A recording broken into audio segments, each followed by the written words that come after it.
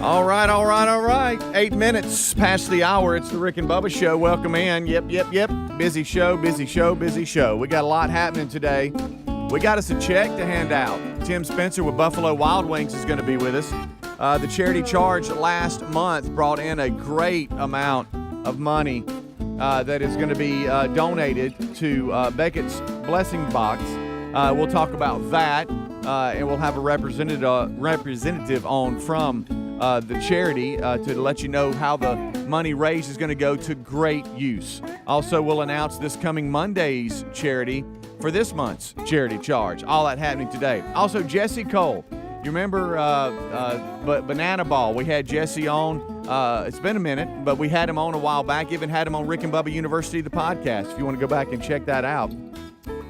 They had a big announcement yesterday as they announced their 2022 dates and where the circuit's going to go for Banana Ball. And there's a couple of Rick and Bubba markets that made the cut, and our flagship market is one of them. And we'll talk to him a little bit later in the show today. Bible study live today at noon Central.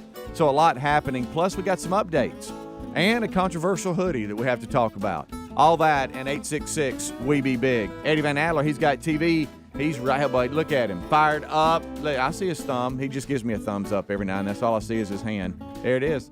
And he's ready for another day. So he's got TV rolling. And to my right is Mr. Greg Burgess and Michael Helms. What's up, boys? Yeah. What is happening, boys? I got 3 words to say. You're welcome, Atlanta. Yeah. You're welcome, Atlanta. You're welcome, Atlanta.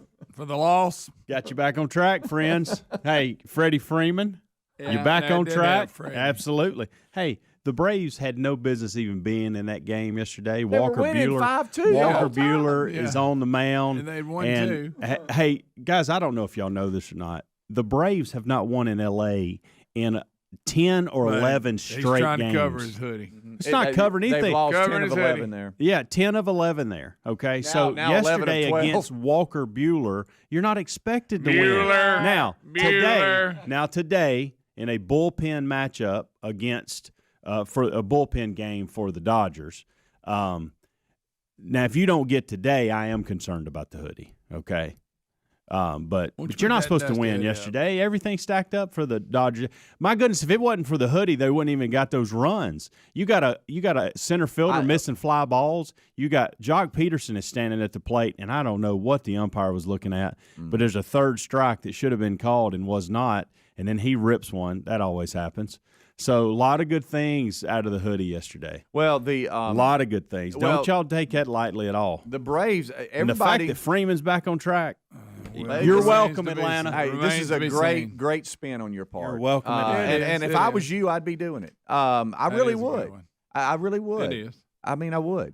Y'all don't believe in the hoodie? What? No, I told you what would happen. I know, but I'm just we're just talking about what did I say yesterday? You got to get one of 3. I know, and you would think going into the 8th inning, winning 5-2. No. Boy, I tell you what, it was looking good. And Bellinger's home run on a high 97 Jackson made a good pitch. Yes. Everybody's screaming at Jackson. 97 you don't know mile baseball. per hour fastball. Great pitch. It's above the lettering on his jersey. That was an unbelievable hit. You just got a wow. Just say, wow, what a hit. Yeah. And that ties it, and then they go ahead, take the lead, and then win the game. So it's 2-1. But I'm just saying, I think we just talk about, the pink elephant in the room, and there was that's the hoodie. I think people are you ought to emailing and criticizing, but I don't. I got a lot of emails thanking me for the loss from yourself. Hey, guys, this is a long deal. You don't. It's a long haul. You don't bring out the hoodie for a couple innings. It's a long deal. And on the other side, you weren't listening yesterday morning if you're criticizing the hoodie. Okay, buddy. And hey, I'm gonna say this: y'all that are criticizing. I got Freeman back on track. If you get one of these 3 games, if you get one of these 3 games, and y'all are sitting there when we were in the World Series, don't ask me to bring the hoodie. I would have taken the one. When you last need night. the hoodie, don't ask me for it. You got me? If you're criticizing me, don't ask me for Let the the hoodie. dog sleep on it. Yeah. What a game, by the way. Boy, what a game. It was a good game. And then on the other side, you've got the Astros. Congratulations on that front. And what a 9th inning for them. Well, they score 7. And they did. And win 9-2. Guys, this And is so- playoff October baseball for you. This is the way things shake out. Do you think the Boston Red Sox went in up 2-1 that they were going to lose 9-2 in the late innings? And by the way, congratulations to our friend of the show, Kendall Graveman, who picks up a rare win. He usually comes in and sets it up for the closer. Yeah. Phenomenal job last night. Pitched We pitched two two innings. Yeah. So well done, Kendall, on that front. And anyway. Good baseball. Yeah, Goodness really gracious. good baseball. Both teams will go at it again today. And today is the day where I do think Atlanta has to win. All right, well, let me ask you Today this, is though. it- and look, would you agree, though? and you I'll would- say this. You would have taken the win last night. Oh, absolutely. Who Because wouldn't? there's your one. Yeah, absolutely. I I mean, would. so, and that's. But you and I were texting earlier, even when it was 5-2, and I was saying, "Hey, this is I don't really think they're going to end up winning this game. This is typical." And here's another thing, and Greg and I were talking about this Golly, earlier. that's unbelievable. That is above the Dodgers written on his jersey. It really at is. 98, 97, and how he gets his hands through it. That's Bellinger, man. He's a big time gamer. This is where, if you look at the strike, that's how high the ball was. I know. I mean, it was up there, way up there, and he just had a great swing on it. And he's just always huge in October. I told we were sitting there Luke with Jackson the was family. just looking around like, did that just I know. happen? I know. Oh, anyway. Well, it was good. It was fun. I do feel bad. You know, if you really get into these mojo things, I'll tell you who you need to blame if you're Atlanta, and that's the Dodgers fans that left early. How many times do we see that that when they again. leave? They showed it on TV. Why would you leave in a 3-run game? That's don't easy know. money for the Dodgers offense. And What speaking in of the money, world? you know me. I mean, those And tickets plus, had you to had cost that a hoodie lot. on. I You know. I mean, tickets had to cost a pretty penny. Why are you Yeah, leaving? but I mean that's not a blowout. You're down 5-2. They actually showed Right. it on the broadcast, them showing cars leaving. Yeah. I don't get it. I don't either. Don't get it. Don't get it. Don't get it. Well, they'll go at it again today. I The think only they're- reason why we're bringing this up, besides the fact that we're watching it, is the hoodie. Yeah. I'll just Well, talk you're about the welcome, hoodie. Atlanta. You're welcome on the Freeman loss. texted me earlier today, said thank you, sir. So the hoodie was Needed just it. for Freeman? No, and that's another. No, I didn't say that. Yeah, it's you for did. the Well- entire series. I said they get one of 3. Do y'all really? If you've lost 10 games to them in L.A., you really think you're gonna walk out there and beat Walker Buehler? Now that's what probably happened. Is everybody got their hopes up after he was out in the 4th. Lux is out there dropping fly balls. Umpires giving Peterson Winning an extra 5-2 shot. in the 8th, you start to think, is it possible? Oh, you do. I Yeah. told my family, hey, I don't like this. As a righty, Bellinger, he's due. Did you still have the hoodie on watching the game, or did you take it No. off? I took it off Maybe that's the before problem. I left Why the did you studio wear it all yesterday. day? Can't abuse it. Rick and Bubba.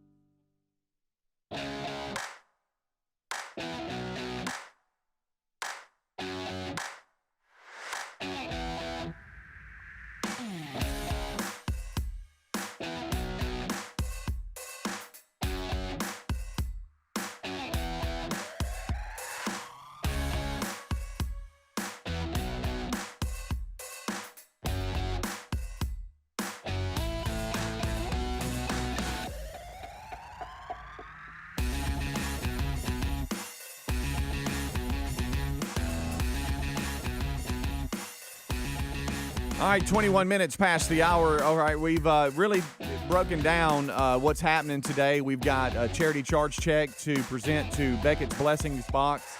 Taylor Morton will be with us and receive that check from last month's charity. And I tell you what, it's a good amount, too. We'll tell you all about that and how the money raised will go to great use.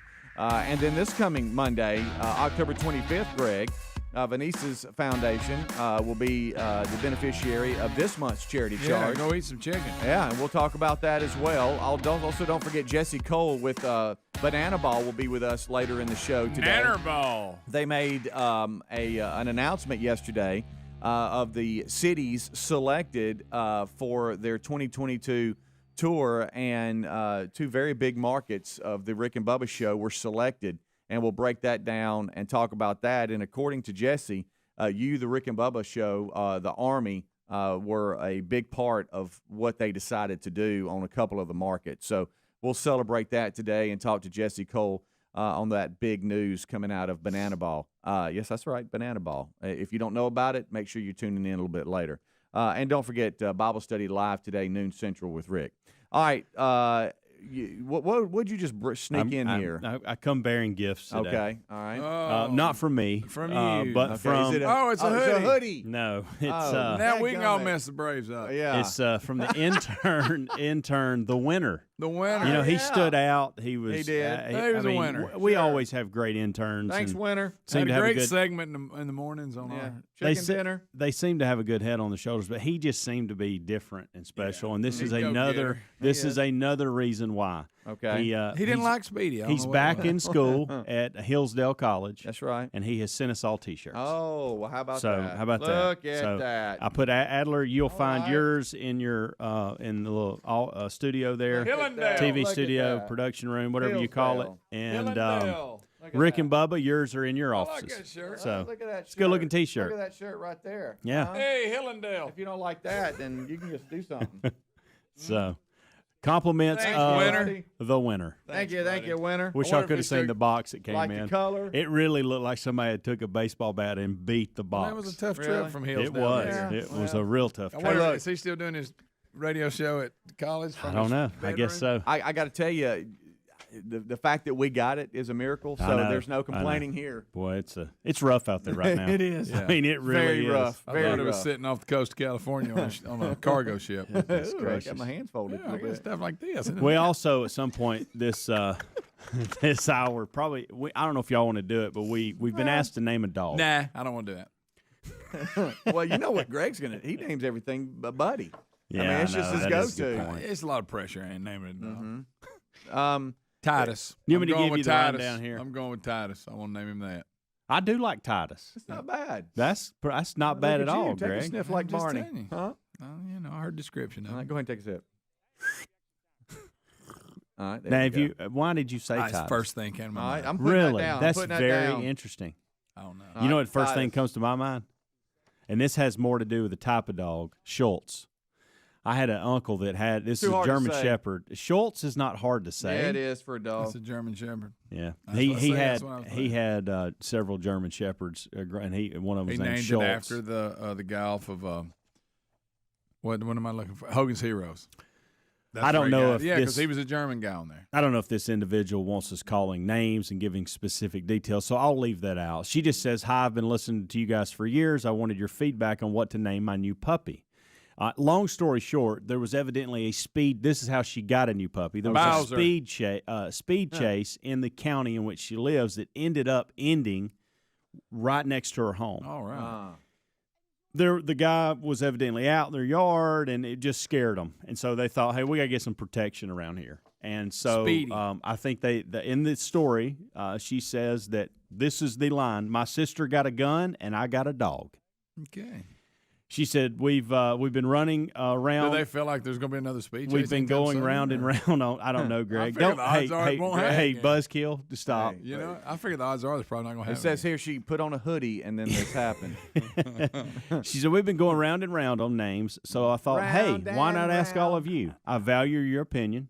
I admire dude. the fact that you gentlemen put God above all else and you stand by your faith. All input on the name is very welcome. Thank you for your stories and keeping me inspired when I feel lost. God bless you all. Does this say male or female dog? That's kind of yeah, it important.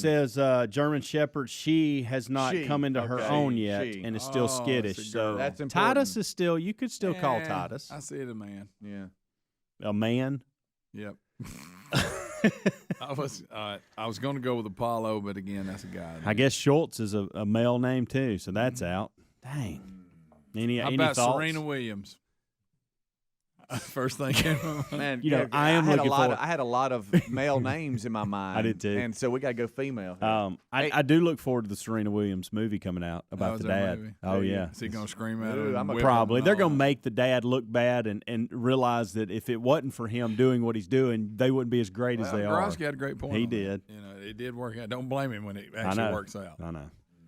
That All right, was- so female dog names for this German gen- Shepherd lady. female. Yeah, German Shepherd female. Helga, the 6 German months old. giantress. 866 Helga. We Be Big. If you want to help me, I've or always- you can also email Greg at rickandbubba.com. No, you can't. You can't do that. I just shut my computer down. Let's see here. Oh, I've always liked Charlie. I don't know why. Wait, we're talking about a female. Well, that's fine. Yeah, you can do that for you can do female. female Yeah. Charlie. Yeah, you can. I've always liked Charlie. All right, I'm going Charlie then. I will say this: I would call it, if it was a boy. See, this is where I bought. If it was a boy, it'd be easy. I'd call it Chase because there was a speed chase Right. that brought him the dog. I had See, Trooper that was- down. That's too That was- human. Huh? That's too much of a human name. Yeah, but I'm trying to think of the instance Hey, that caused Adler, him. you Like, know. you know, call it safety. That's what they got it Yeah. for. Call it speed chase. Yeah. All right. So everybody's wanting to weigh in. 866 We Be Big. Call The it phones are Speedy. My lit. grandmother had a Chihuahua named Speedy. My great grandmother had a Really? Chihuahua named Speedy. Yeah. Well, Really? He Was was she old. fast? Was he fast? No, he's real old. What about Sadie? Sadie's good. I'm okay with Sadie. Overused. Sadie, It's Maggie. a little overused. Yeah. Um, Lily. What do y'all think of Lily? Mhm. you want to know the top 10? I had a little. I feel like with a German Shepherd, it needs to be a manly female dog name. Lucy. I'm sorry. If that makes any sense. Yeah, no, I get it. So we go Chaz.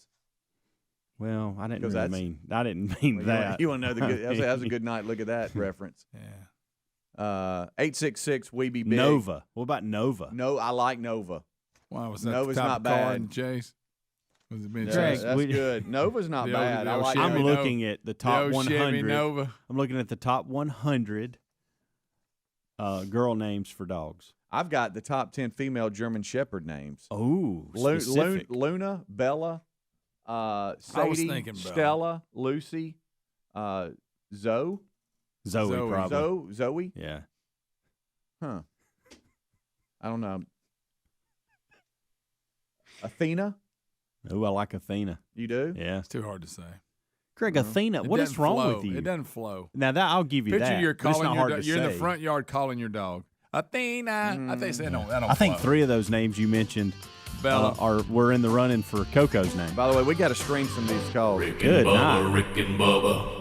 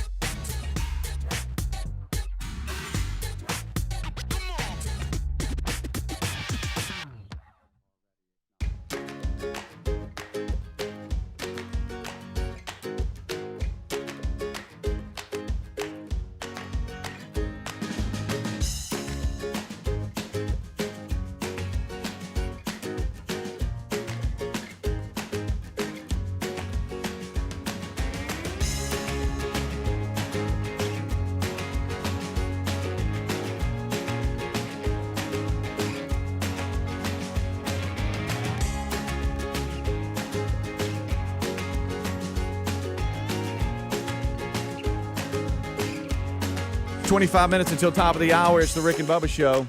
866-WE-BE-BIG. If you're trying to call and you're getting a busy signal, it's because every line we have is on hold and ready. For this next segment, we've got a mission here. We're going to need you, the Rick and Bubba Army, to help name a dog.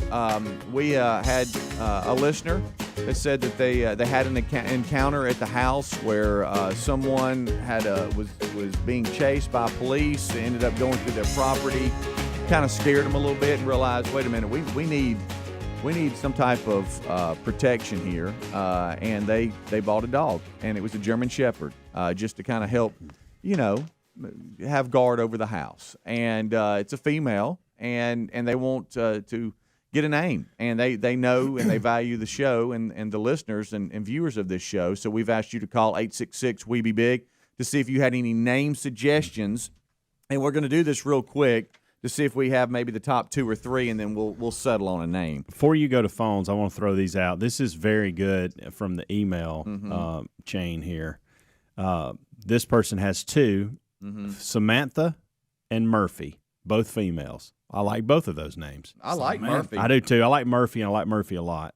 I like Murphy. And going to break, we had Charlie and Nova down as things we were kind of interested in. But we'll take some calls here. I don't have your name. I don't have your name, but I got 334 is the area code. What is your suggestion? Bowser. Go ahead. I'm not going to be able to handle this. It's working good. What about... yeah, go ahead, bud. Am I on? Yeah, you're blow on. him up. Dollar Farlane, German word for girl. And burn the hoodie. And burn the hoodie. That's good. What about Sasha? Yeah, that's good. I like that Sasha. work. Yeah, let's go with that. That's my vote. Sasha, I like Sasha. I like it. I like Sasha. All right, done. That's it. That'll do Sasha it is. If we had this uncomfortable delay again, Please blow it's them going up. to be. Yeah. Let's go to 205. What's up? Hey, I was going to say Sasha. Oh, really? Oh, really? I got one. I was gonna say Broomhilda. Sasha. Oh, yeah. That's a good one. Broomhilda. It is. Huh? Broomhilda. Yeah. Let's go German? to Hildy. let's go to 256. 256. What's up? He's frustrated. Hey, fellas. Hey, we went to the Amish and supposed to get a male, and apparently they can't tell the difference, just like our country. This is not storytelling time. We need names. We need I want names. to know what happened with the Amish. We need names. What's your name suggestion? Helga. Helga. Helga. Okay. That's not bad. All right. Greg doesn't like it, I can tell. But let's go 205. 205, what's up? Morning, gentlemen. Hey, What about Zena? Zena? Zenith. Yeah. Zenith. Zenith? I like Zena better. Yeah. All right, that's it. Let's go with that. Got it? Anybody writing these down? Nah. I'm writing the ones that I guess I better should. All right, let's go to what was the other one? 256. Sasha and Murphy. I really liked. Murphy. 256, what's up? Hello? Yeah. Go ahead. Okay, so I got 2 suggestions. My first suggestion is Ellie.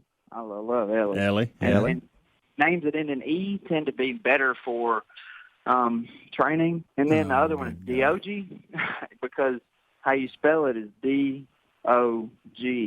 I got a friend with a dog named D-O-G.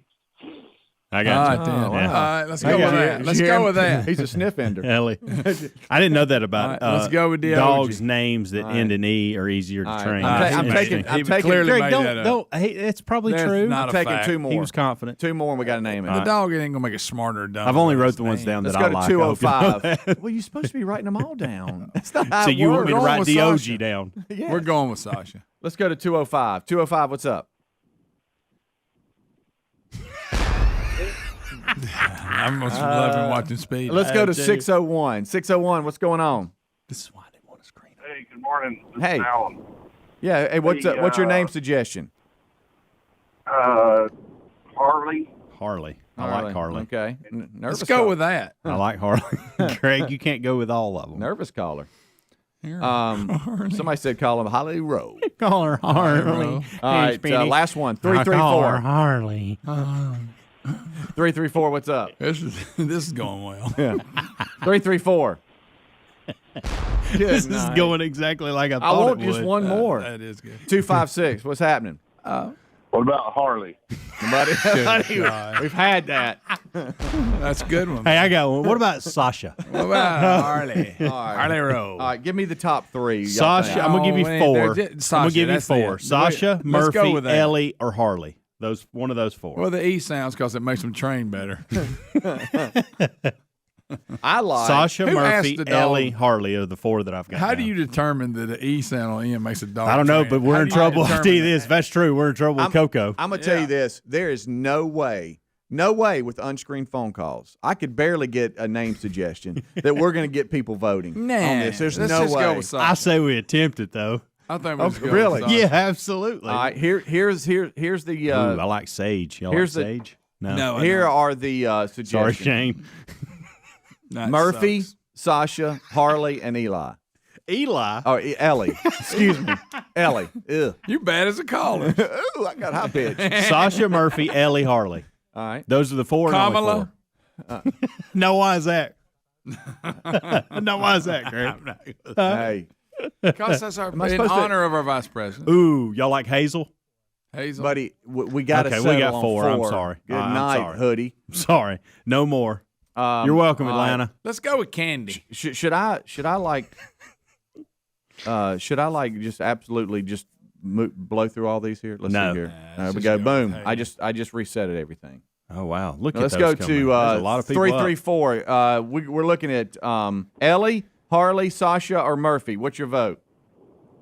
Well, I'm gonna put a kink in it, Josh. We're not putting kinks in anything. All right. Hey, welcome to the Rick and Bubba Show. We're looking for Ellie, Harley, Sasha, or Murphy. Murphy. Thank you. Hey, how about that? We had Got somebody had to mind the rules there. 217. I'd like to know where you're calling from. 217. Good morning. I'm calling from the state of Illinois. Yeah, Awesome. baby. What's up, Illinois? What's your name suggestion out of Ellie, Harley, Sasha, or Murphy? Murphy. Ah, Wow. okay. 2-0. That's two Murphs. Just like the Murphy. Braves. Let's At one go point. to 256. What's your suggestion from Ellie, Harley, Sasha, or Murphy? Sasha. Ooh, Okay. got a Sasha. We Yeah. got- Said we it got weird one for like- Sasha. What's Yeah. it take for them till we get a winner? 5? Nah. When we got to go to break. Okay. All right, so wow. Which is All just in a few minutes. 850. What's up? What's your name suggestion? Ellie, Harley, Sasha, or Murphy? Oh, we're tied. Booger. I love it. I knew you would. Look at him grinning. just grinning so big. Let's go to 205. 205 calling in. What's your name suggestion? What's your vote? Murphy. All right, there's another Murphy. 3-1. Oh, damn, I want Murphy. Murphy. Murphy, come here, Murphy. Where's Murphy? Oh, God. Stop it. Hard to train, though. Another 205. What's going on? What's your vote? Ellie, I guess. Oh, Ellie. Okay. Okay, throwing it away. I like it. Let's go to 662. Mississippi checking in. What's up? Hey, I want to vote. All right. Well, buddy. what's your name suggestion out of Ellie, Harley, Sasha, or Murphy? Harley. All right. First Harley on the board. There we go. There's the Harley. Let's see. Let's go to 334. Where's that at? Right there. 334. Unscreened phone calls. We're voting Ellie, Harley, Sasha, or Murphy for the new German Shepherd puppy this listener has. Harley. Thank you. Wow. Back in play. Harley Rowe. Harley. Let's go to 706. 706 area code. Unscreened phone calls. What's your vote? Harley. Harley. we're okay. Harley is coming tied. back. My goodness. We got What about that, Greg? How you feel about that? I'm fired up. Let's go to 601. It's coming down to the wire. I don't know what to do. 601. Take a sip, buddy. Murphy. Murphy. Thank you. I like the way he said it. Let's go to 850. 850 unscreened phone calls. What's going on? Hey, Harley is coming down. My goodness. Hey, buddy, you got the delay on. You ready? Oh, yeah, I'm ready. All right, Dan. Sound like Go it. ahead. Fired up. Ready. What's your vote? Gretchen. Gretchen. Gretchen? That'd been a good one. That would have been. Lisa actually sent, and I missed it. Bridget. I never thought about Oh, that. that's good. What if Buddy, we maybe stop if you- all voting maybe- and name it Hey, Bridget? maybe if you looked at your phone every now and Well, then. I don't know if y'all noticed I'm at work. I had to show him your Marco Polo from yesterday because he didn't see it. Yeah, It don't was give me funny, any though. excuse. That was funny. Well, I just needed help. Let's go to 214. 214. We only have a few seconds. We need here. one more Murphy. 214. Where you calling from? 214. Shouldn't ask. We could that. blow the whole thing up. Hey, Just name it 214. Bridget. 214 checking in. What's funny is 214. everybody Earth- that's on Earth hold to has that 214. are yelling. I know. Hey. Earth. Is this person listening? You probably should go with their last 4 214. digits of their phone, not their first Because 3. a lot Yeah. of people are going to have the same number, know. right? No, I Not don't see any other 214. No, not 214. You're right. That's Well, not, are I think they- you got a lot of 334. Do they have mute on? I mean, You're just getting frustrated with this. well, no. If you're calling, let's go What I with love Sage. about this. if you're It's calling, the same and frustration it's Rick has 214. when he's over there doing Yeah, this. I it's love fun it. over there. I know it is. It's a Yeah, blast. and I get He's it. trying to get a theme song. Wish I had my hoodie on. Let's go to 850 That checking unlucky in. What's your rag. vote? What's your vote? 850. Harley. Harley. So Harley. it's 4-4 Harley Murphy. Wow. All right. You want to blow the whole thing up? Name her Bridget. Yep, that's it. All right. I'm taking 2 calls and going to break. Okay. All right. You ready? Here it is. Hey, is Let the it- staff? Are we voting or is this? Or are we gonna let? Let's the see what listeners this. decide? Let's see what happens with this. Ooh, 2 more. I'm a point.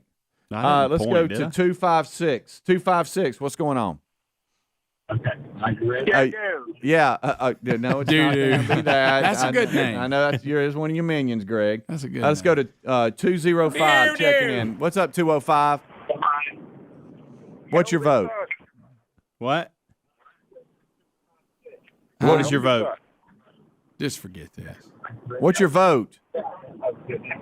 VOTE. Turn him down. Vote. He's listening to the delay. Armageddon. Can't figure it out. 256. What's your vote? Doo-doo. Yeah, we got to get another one in. Oh, your minions are calling, Greg. Hey, I don't know if y'all know this. Doo-doo is in a commanding 205. he's in second at the One moment. more doo-doo and was that 205. What's your vote? I'm saying Miller. Buddy, that's not. I do like that I name. really need a vote. But I really not for a need girl. this. 205. Another one. 205. What's your vote?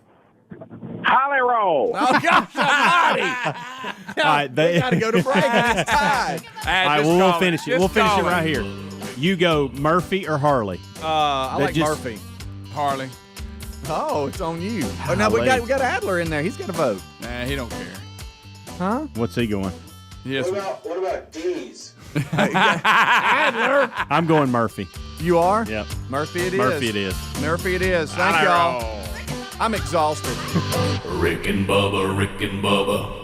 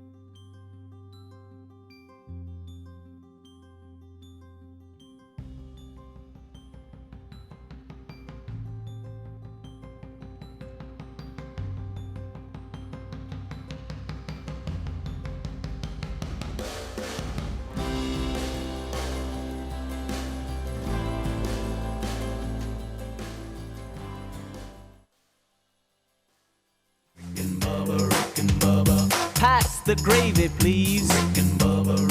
All right. 7 minutes until top of the hour. We've got a name for one of the listeners, viewers, puppy, German Shepherd, and it's Murphy. And we thank all of you for joining in. Some of you we thank.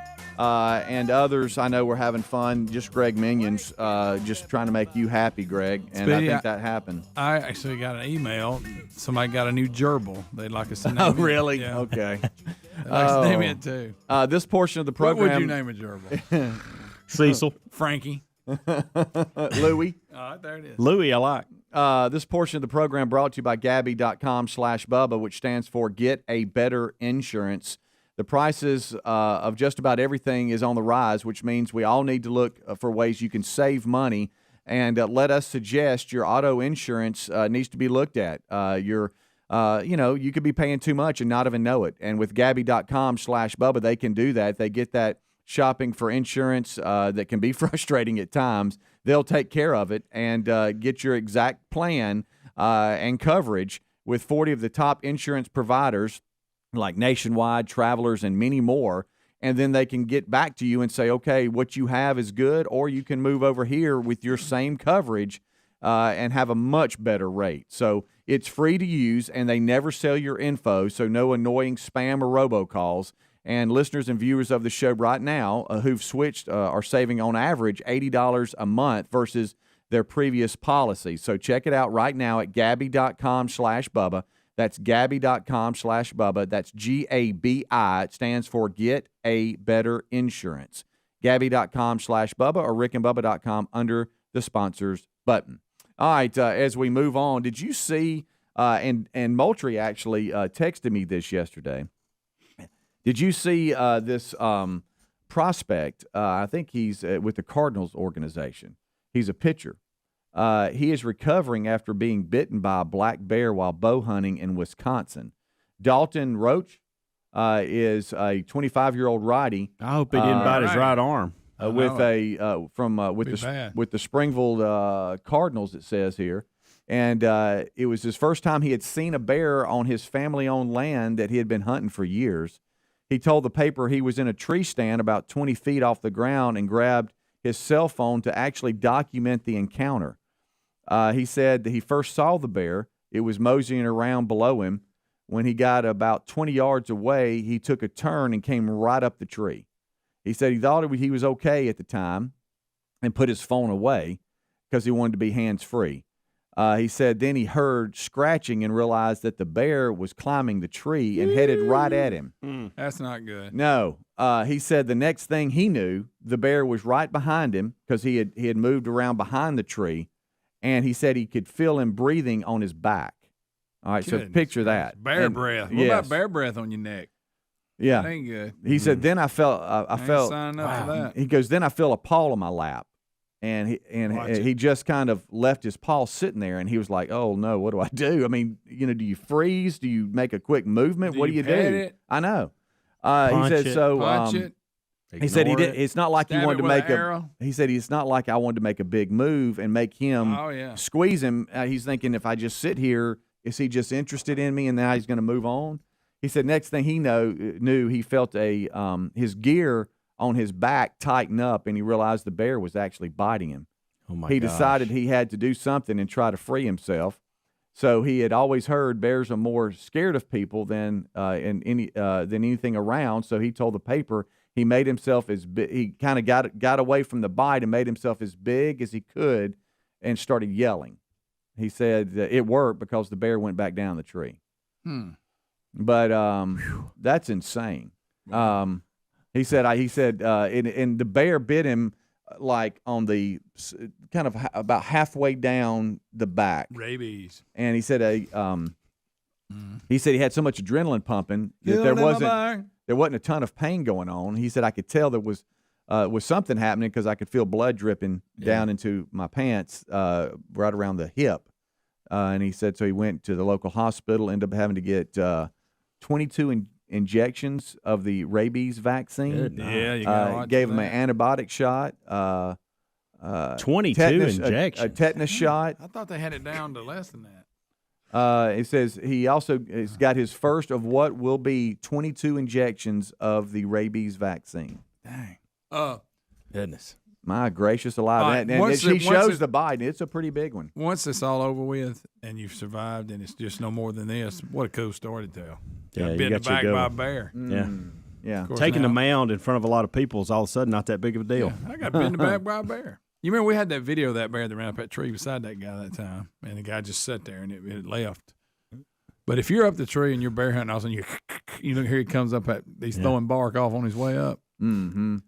Facing Altuve is nothing. Yeah. Nothing, ain't nothing to that little man. But think about it. You go, oh, wow, there's a bear. And then he said, "Kill them a bear." And then all of a sudden he comes charging at you, and boy, things change. Bites you right in What the would back. you What would you do? I mean, do you think he did the right thing? Just kind of freeze and go, all right, wouldn't- I don't want to make He any probably big. did. I would not have been able just to sit there. I could not have done that. I don't know, because everybody's like, this is what I would have done. But you know, and I wouldn't. But I mean, everybody. I don't think I would have had success against a bear. And once I heard the thing coming up, I wouldn't that's have when been I a- might have made yeah. the noise like, ah! Yeah, that's it. That's You know? what I would have done. Yeah, probably hindsight. Yeah, stop it I'm from not coming being up. still. I know that. Bubba, Rick and Bubba.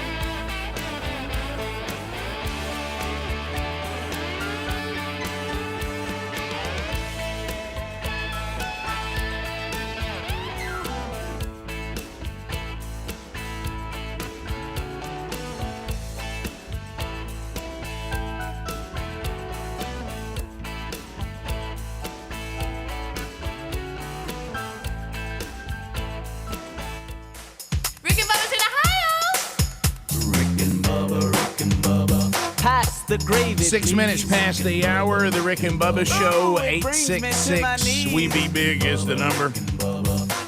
A brand new hour has begun. We sure are thankful that you are here. Wheel of Meat actually spun on the show yesterday, so if you missed the Wheel of Meat yesterday, the old Wheel of Meat is up for another week, but we have much still to do today as the Rick and Bubba Show rolls on.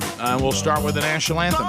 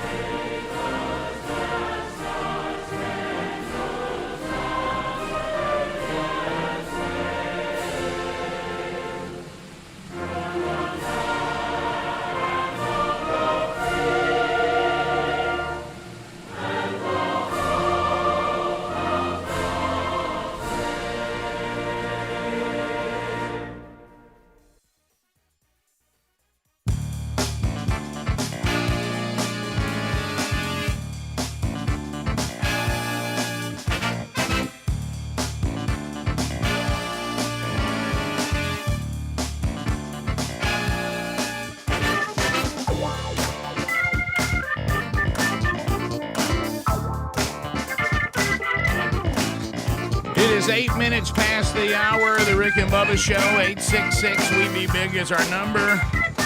Everybody ready? Let's strap it on. Let's move forward. We'll update you on the Buffalo Wild Wings Rick and Bubba Charity Charge today. Just completed one a couple of weeks ago, and we'll give you those results today. And we'll give you an opportunity for the next one that'll be coming up on Monday at participating Buffalo Wild Wings. Also, the Wednesday Bible study returns today. Our topic today, that ought to be a dandy. It's one that usually causes quite a bit of controversy. So looking forward to that today and terrified at the same time. Also, coming up on the program, Banana Ball. We talk Banana Ball. And guess what? We'll interview Jesse Cole, the cities that will host Banana Ball. They got them. And you, the Rick and Bubba audience, played a role in the tour dates. Just so you know. How many times have we said that about all of you? Speedy, the real Greg Burgess, Helmsy, Adler here. They've already given you a kickoff hour along all the Rick and Bubba formats. And look right there. Look right over there. So look at it. The pride of Cedar Springs, Alabama. Most of you probably know him best as Silver Tongue One, the man with the golden voice, Professional Lunch Eaters Man of the Year, the inventor of pizza and a cup, Shakespeare's worst nightmare, and the master of the King's English. Ladies and gentlemen, put your hands together for Bill Bubba Bussey!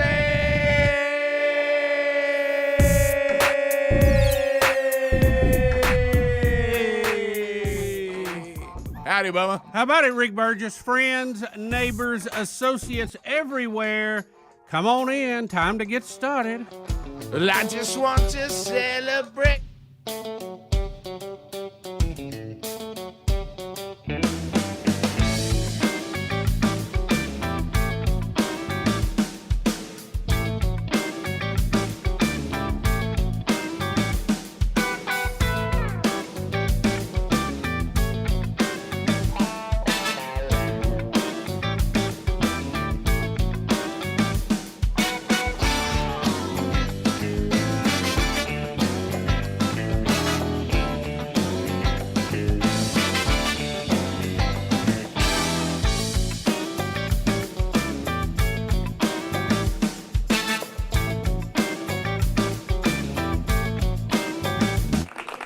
Rare earth. You betcha. Rare earth.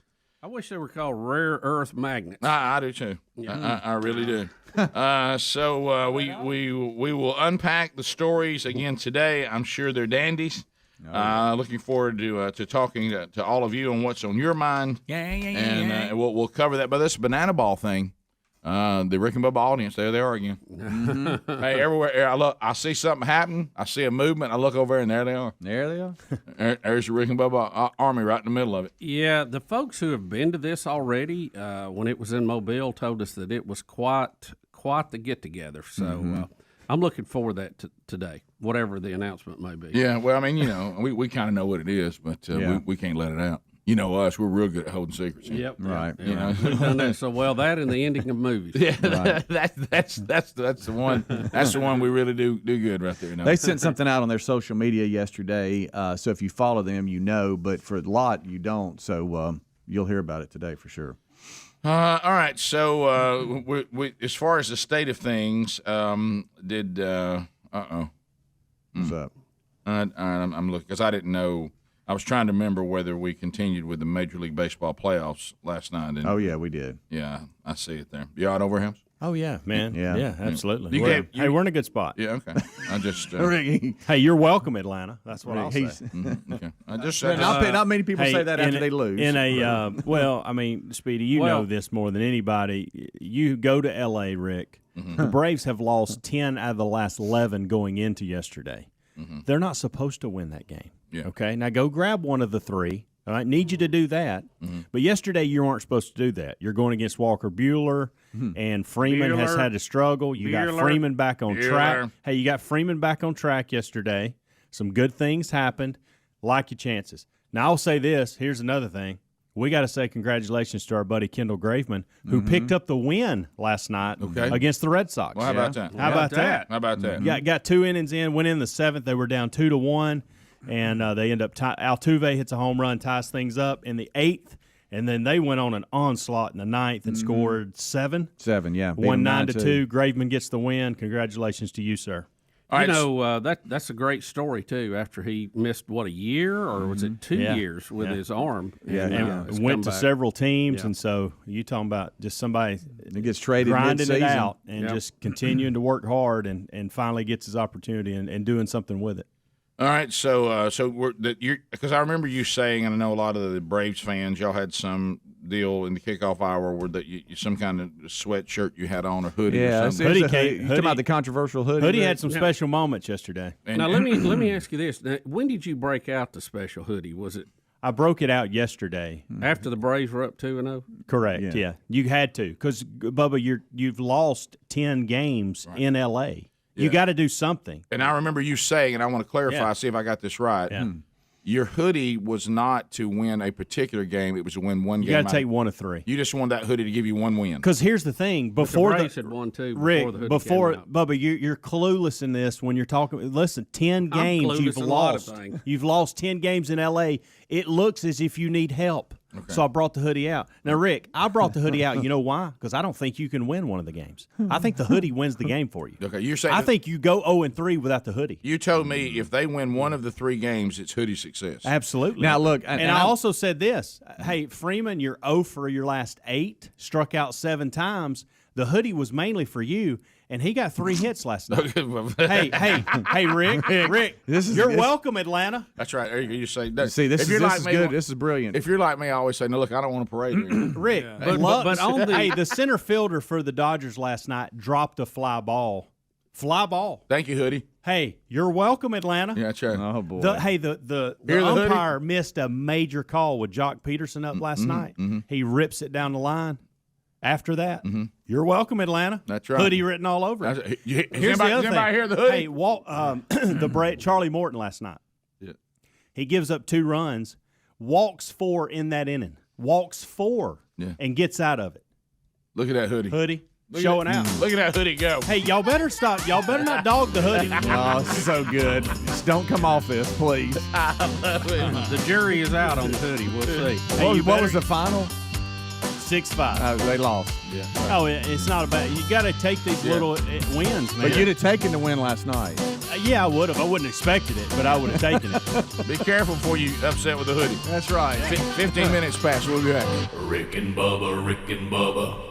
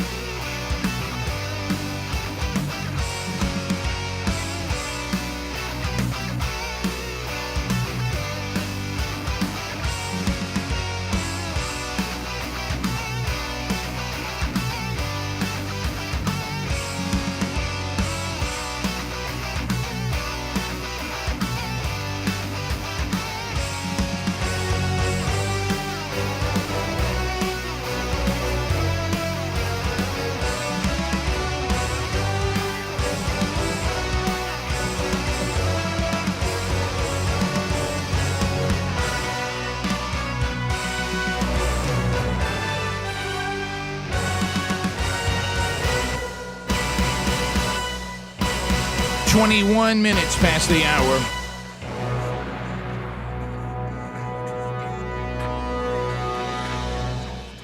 All right, so as we make our way back, we'll look at your stories of the day. A lot of stuff happening in the world of the pandemic, and all this continues about, we require you to be vaccinated. We don't, and we've got a couple of these. We'll start with Southwest Airlines. Yeah, Rick, Southwest was in the news. They had quite a backlog a couple of weekends ago, and a lot of controversy. Still don't know exactly what was behind that. We were told weather, but all the other airlines seemed to work through it. And then we were told this, told that. I'm not sure if it was an on-purpose strike or we're getting vaccinated, we get 2 days off, and we all took it at the same time. I don't know what the deal was. But anyway, sure. Southwest had threatened to fire unvaccinated workers by a certain date, or put them on some type of paid leave or unpaid leave. There was a lot of controversy about it. Anyway, Southwest is now dropping plans to put unvaccinated workers that are still waiting to be approved for medical or religious exemption on unpaid leave starting in December. Instead, employees whose accommodations weren't reviewed or approved by December the 8th will have to keep working. The employees will continue to work while following all COVID mask and distancing guidelines for their position until the accommodation has been processed, according to an internal note sent to employees and obtained by Fox Business. So the headline says they scrapped this plan to do unpaid leave. Does that mean we just keep going like we're going, and y'all just keep wearing the mask and do whatever, and we're going? Are we tabling the vaccine thing and coming back to it later? It sounds like that they are saying that they're going to give more time to work on people who have asked for an accommodation. Now that is the code word or the dog whistle for we're going to ask for religious or medical exemption. Believe it or not, there are people that need medical exemptions to the vaccine, and the military has been one that has just run roughshod over this. But they are people with blood issues that deal with clotting that the vaccine can kill them because of the clotting effect. And that is being more realized now, and those and there are not a lot of those people, but they need to be addressed and handled in a little bit different way. Of course, you have the religious mandate deal. Some companies are working through that, and I think fairly so. Some are not, and it's going to end up in just a boatload of lawsuits on the back end of this. It is. So just stand by for that. Yeah, it's very good, buddy. It is. It is one of the biggest shoot-ready aims and poorly thought out things, and it's all reactive. Yeah, it's just like you know what it is? It's reacting in a fake way to something that happened in the fake world. Yeah, the way the reality of these things and the way we're acting, it's as if you feel like you're watching somebody give a speech that hasn't been told the right information. Mm-hmm. It's like I'm looking over here and I'm seeing the real world, and I look on TV and I look at all these podiums with people with microphones and all these headlines. And I'm like, it's almost like there's a fake world that's operating parallel to the real world.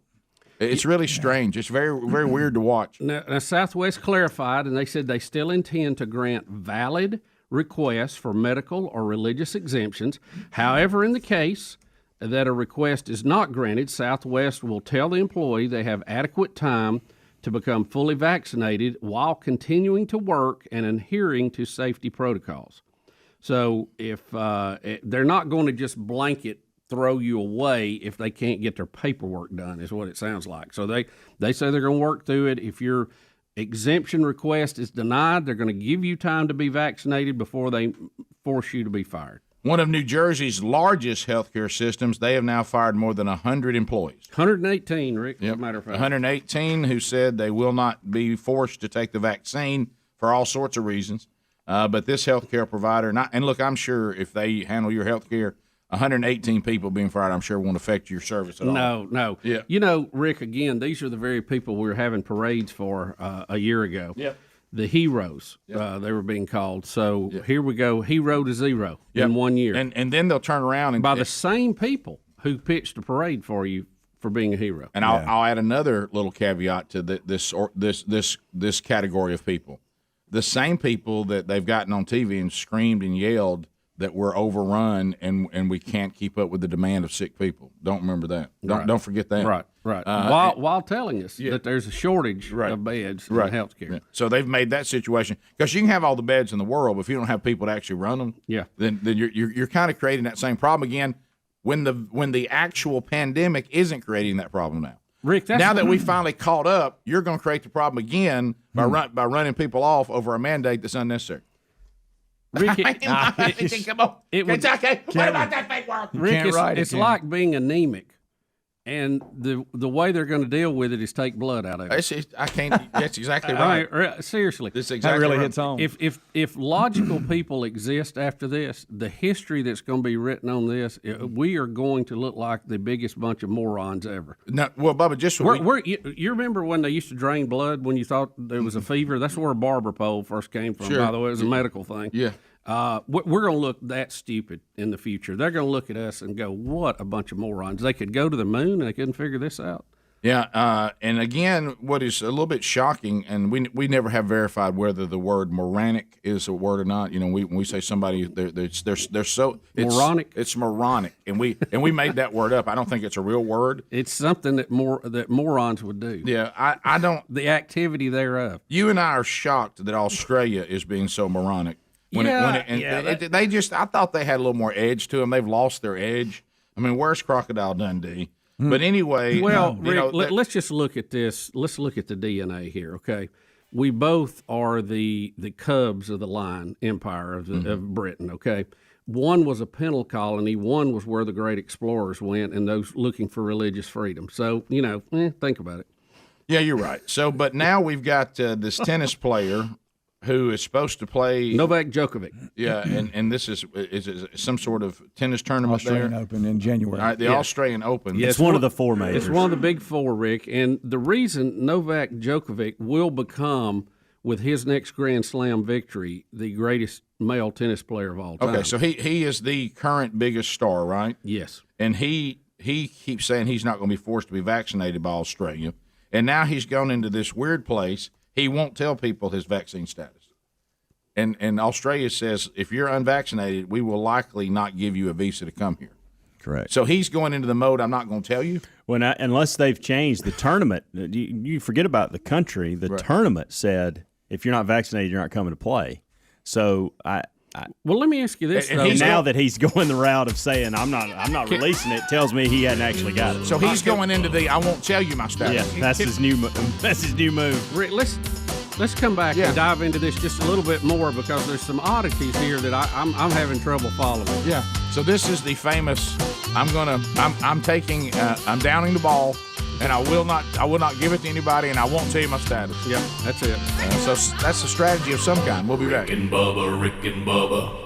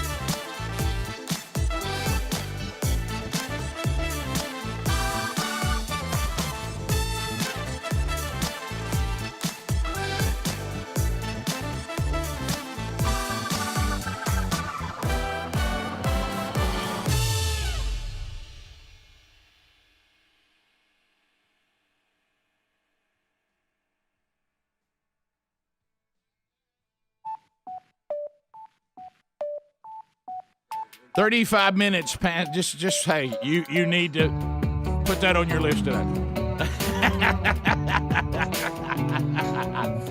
And then when it's over, just send me a text, my, because that's what you're gonna send me. All right, bottom of the hour, 35 minutes past the hour. You got the Rick and Bubba Show. Thank you for being with us. Somebody say it. All right, so let's unpack. We're trying to. There's so much to unpack today. Rick, look, I just want to be clear. If Novak Djokovic cannot get into the Australian Open due to his vaccination status, we will accept him at the Rick and Bubba Super Summer Slam. Oh, that's right. That is open. I think I can get that approved. That's that next he week, will not have to be vaccinated. Tell him to come to Pelham next weekend. He's in the Open division. All right, so it starts on Thursday, right? Yep. All right, so tell me what's going on here, because first of all, I'm going to just not do this. What I'm going to do now, nobody has to respond, nobody has to email, nobody even has to call. I just have to say it for my therapeutic help, for me to survive all this. Can anybody scientifically prove to me that this tennis tournament, that people are in danger if there's unvaccinated people playing in this in the current state of the pandemic, and the fact that can we ask if they've already had it? I believe the question that we must ask everybody who says, I'm not going to take the vaccine, have you already had COVID? And if the answer is yes, then they are not an issue. Or, this is the most truthful thing I can say, they're not any more of an issue than someone who's vaccinated. Okay? Yeah. Well, so that should have been day one. Day one should have been, if you have had it, get your antibodies checked. If you've got them, check back again in 90 days. And we'll get back with y'all. Y'all just keep an eye on it. We're going to worry about the unvaccinated people. Right. If we'd have done that, yeah, and hadn't mandated and made it voluntary, and had a little sense in the way we marketed this, I think we would be sitting pretty at about 90% with people with antibodies right now. So let's go with the tennis people and the country of Australia. Okay. I'm Novak, and I say will not reveal. Djokovic. I will not reveal my status. What happens now? Novaks. Okay. So Djokovic. Yeah, I was just saying Adler with a good one. We need to start calling him Novaks. That's Novaks. Yeah. That's good. Well done, Adler. That's good. That's good. That's good. That's right good. there. I hope you had a good ride. Sasha. Yep. So, and Rick, if here's the thing, he just finished at the U.S. Open in when was that? In September? No. 2 months ago. Yeah. And so did he not have to be? I thought you had to be vaccinated. No, he did not. That'd be no. Well, see, here's the thing about tennis. He wore 3 masks. He plays singles, Rick. Rick, he plays singles. He's out there. He's not within 60 foot of anybody. He could he play nobody if he tried. Yeah, but every time he hears it, I think he's playing doubles too. But that's to your. Where's the science on this? Yeah, there is the no science on this, Greg? The guy out there playing tennis ain't gonna give anybody COVID. And somebody in the stands might be in here's the danger. thing. According to college football, he's not going to give it to anybody. Or Major League Baseball. Or Major League Baseball. I feel like in his case, he Outdoors probably big. thinks because he is the number one player in the world, he's about to be the number one player in all of history, that the Australian Open needs him worse than he needs them. Well, Who died and left? So you're saying this is we're doing a face-off right now? I think he's gonna hold Blink out. contest? He's gonna we hold got a little out to get contest. get a pass on this. If I'm just guessing, now got a the win tennis contest. people are when you get at his level, they are extreme on their health. I mean, they're like Tom Brady type ritual every day, and I just doubt that some of them are wanting to take a chance on that vaccine. I mean, the guy's making like probably 70, 80 million Are you a saying, year. So. and I remember this period of your life when you immersed yourself in the tennis culture. Right. He was pretty healthy. And say that again about the tennis culture and the health. Well, at this level, I'm saying at this right, level, right, their regimen of how they keep up with their health is unbelievable. Was it not that way at the level you were at? At the level I was, no. We At the would 4-0 go. level, We would what's it go like? eat pizza, and some people drink beer after a match. Right. You know, so, Okay. Yeah, right. that few was back. not near at that level. Yeah. At Tomboy. one point, Djokovic was struggling because he did not have enough body fat. And matter of fact, he was.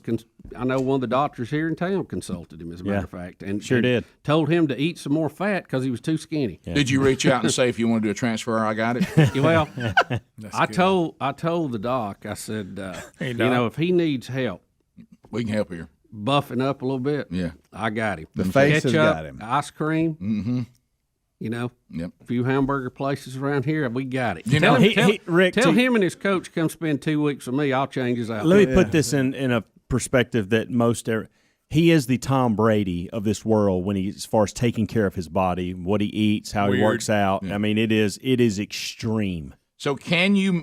We're back to this again, and it's worked on the health thing. We're getting to a point. The big question that everyone seems to be asking all over the world, not just in this country, and of course, if you don't have a constitutional republic, you may not have as much solid ground to stand on. And apparently, here you don't have any either. But you're supposed to. Yeah. And that is somebody saying, you realize that you're saying to. By the way, I saw you take a mini nap. He's saying, how about you're saying to us for a minute I thought it was a slight stroke and I almost made a move. I went to blink my eyes and they wouldn't open back. I almost went that way. Like going if those eyes stay closed another 10 seconds, I'm moving that way. I was just normally blinking. All of a sudden they just locked down.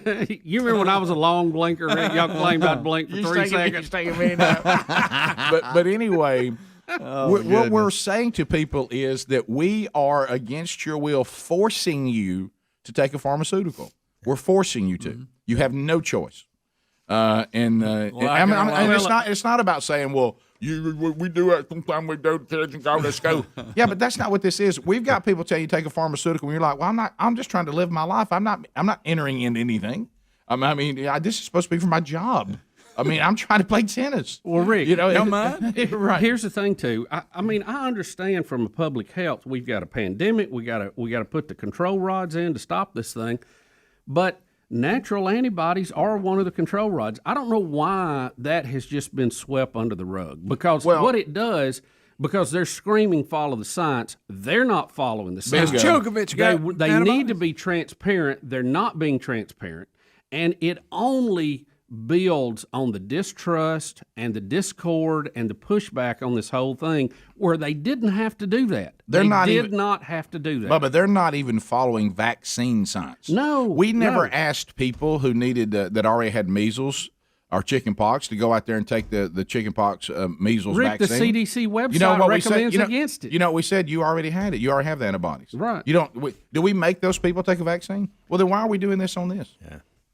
Right? Right. They're just trying if you were able to survive smallpox, they didn't say, by the way, let's give you the smallpox vaccine. Rick, instead of walking the trail and walking through this thing using good science, they've tried to do a shotgun approach. We're just going to shoot everybody with a 12 gauge and hope everybody falls over. That's the bottom line. Well, that's been stupid. And they didn't have to do that. And it's not science. It is not science. It is not science. And it's okay to say we panicked and we didn't really need to do that. We know more now. Can no one say they're wrong anymore? Hey, I'm sorry about that. I was wrong about that. No. Rick, this goes back to the whole, and I hate to keep harping on this. Go ahead, harp on. When Elon Musk was designing his ships, and he talked about... It always comes back to that. Look, it's all about how you approach problems. It is. And we got locked into an answer.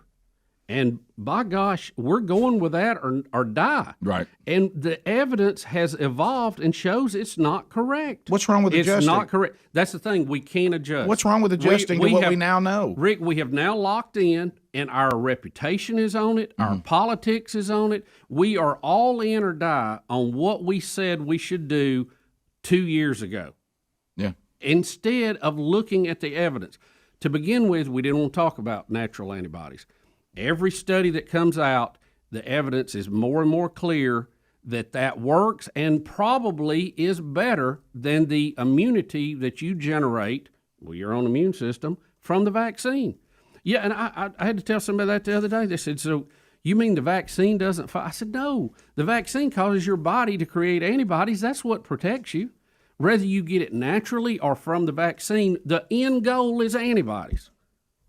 And there's even a suggestion that the one that your body does on its own has a much broader protection. Well, every study the closer they look at it, it's better. And look, now I wouldn't go the Dennis Prager route. Yeah, you know I don't know. I don't think you should go to a COVID party and start kissing people that's got it. Okay, right. Well, but look, anecdotal as it is, we know for a fact I had it in December of last year. Last week, I had 704 level antibodies. All you have to do to be antibody positive is have more than 0.8. We'll round it to 1%. God, I mean, come on. Why don't we just? Science is not easy. You have to look at the details. What's wrong with saying? What's wrong with you said saying we have more information now than we had 2 years ago, and we made some adjustments based on how the pandemic actually acted when we didn't know much about it to The begin scientific process demands you adjust as more facts become available. We locked in early, and by gosh, it is vax or die. Yeah, that's all we got. We'll be right back. Rick and Bubba, Rick and Bubba.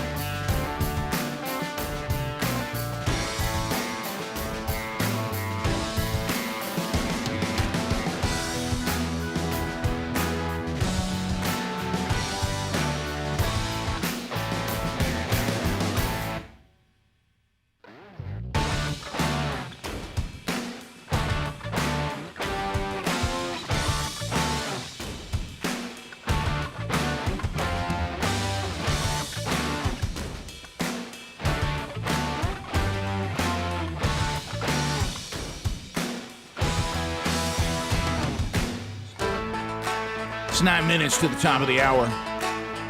Rick and Bubba's show. We are back, and thank you for being with us.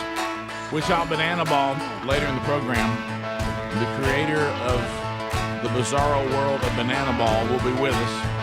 They now announce the next cities that will host a Banana Ball game, and he said the response of the Rick and Bubba Army influenced the tour dates. So we'll tell you about that coming up later in the program. Is Speedy still playing in the game? He is. He absolutely Speedy is. playing nanner ball. Yeah. Speedy playing nanner ball. All right, so Rick, just to finish up that. All right, what are we finishing up? This argument on COVID. Okay? Oh my gosh. Okay. You're talking about Djokovic? The end goal should be protection against the virus, Right. and that is the antibodies. Right. We should have an antibody card, not a vaccine card. Yep. We need to know the end process, not some step in between.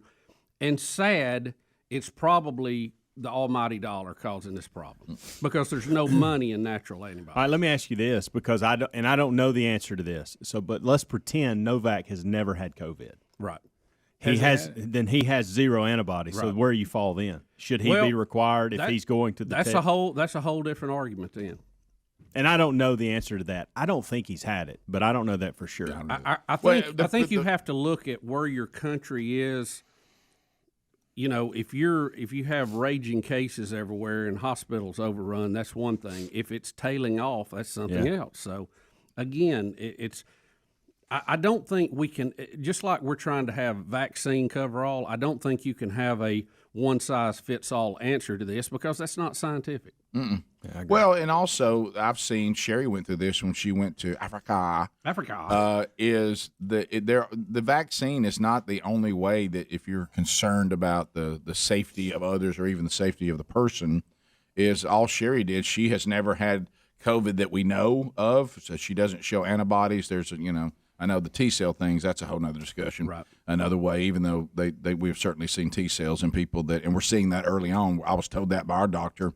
Gosh, back when everybody was still saying 90 days, he was saying that's wrong.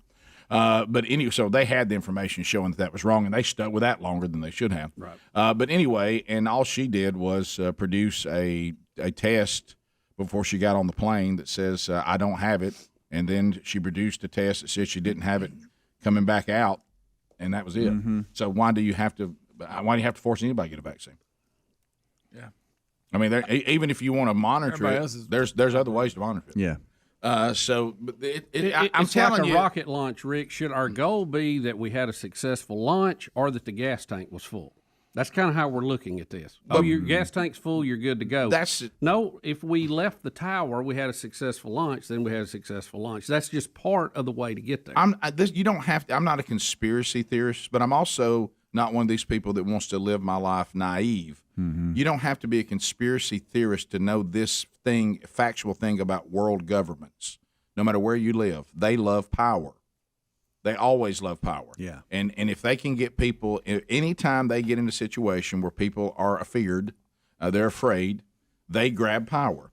Yeah. The vaccine really, at this point, has left the world of medical and science. It's now a political tool, and it's now become a game that we're playing about who's in charge. Freedom versus a tyrannical government. That's where we are now. Now, that's not a political statement I'm making. And I'm not anti the vax. I'm not an anti-vaxxer. I know if you didn't get this particular vax, you're considered an anti-vaxxer. We need to also educate people on the definition of an anti-vaxxer. By the way, that would be people that don't take any vaccines of any kind. Right. Right. That doesn't mean people who said, "Yeah, I've taken most all of them, but I'm not going to take this one." That's not an anti-vaxxer. That's a person that doesn't feel comfortable with where we are with this particular vaccine. It's a completely different thing. But this thing, because there really is no current science to support some of these things, this is now, like Bubba said, you have people that are prideful, arrogant, and power hungry that want to be kings and queens, and nobody's going to tell them that this thing of running around trying to vaccinate everybody is no longer necessary. Right. Especially when we have the many people with the natural antibodies, and we have testing that is also available that has become quite accurate. Let me give you an example. And we also have treatments that help too. So these people that are still clinging to this kind of I am king and all will be vaccinated, all will go to homes, and I will shut down economies. None of that's based on science anymore.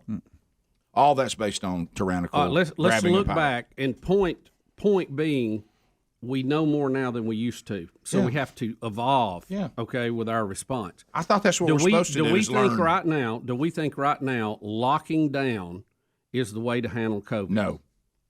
It was totally wrong. But Science why says no. But why did we do it? At the time, we didn't know. I give us we have to handle it that way because we didn't know. We didn't know if we were dealing with a bubonic plague or what. If we had 25, 30, 40% death of everybody that got this, absolutely lockdown. You have to. Sure. This is 1% or less, depending on what group you're in. It was not necessary, but we didn't know. We didn't have that data, but we know now. But we know guess now. what? We're not locking everybody down. But we know now. Yeah. When the Delta kicked up again, we didn't lock everybody down. We didn't shut down. We knew we could work through it. We knew the numbers. And we are. We evolved our response to it. That's what we got to keep doing. Don't get locked into this is the only way to fix it because that's a mistake. I mean, the whole world, a lot of the governments have turned into my dad, who just simply says, "I want to watch Channel 4." Right. And you're like, "But Dad, that's there's over. other channels. That's over. That's over." Yeah. We've learned that there's other ways to now get content, and somebody saying, "Nope, I want to listen to cassette tape, and that's what I'm going to listen to." Yeah, but we've evolved past that now. No, we haven't. No, we haven't. And so it's just and that's where I'm talking about what I said a minute ago. And now that has walked me into this thing I keep saying is we're living in a fake world, but underneath this fake world is the real world. And it's almost like you go, come back over here. You've walked off into that world. Get back over the railroad tracks, back over here. Okay, over the real world is still here. It's just being hidden by this fake world. And some of you are just living in a world that is not real. It's not real. Mm-mm. And I'm with you. The most common sense thing we've said today is I don't understand why we just simply haven't said we started out with a novel virus that, of course, got out of us doing gain of function research in China. It's out there. We don't know that much about it. We'll learn as we go. Okay, well, we've learned as we go. So make the adjustments on the things we've learned. Why is that so hard? That sounds so straightforward to me and so easy to understand, and even to go, okay, so we did some things before we didn't need to do. We did, but we didn't know. Okay, well then don't do them anymore. No, we're not going to do them anymore. Okay. But what again, I don't understand is to learn that we shouldn't do them and keep doing them. Mm-hmm. That's what I don't get. The greatest scientific experiment of this whole thing has been college football, pro football, starting back in the fall.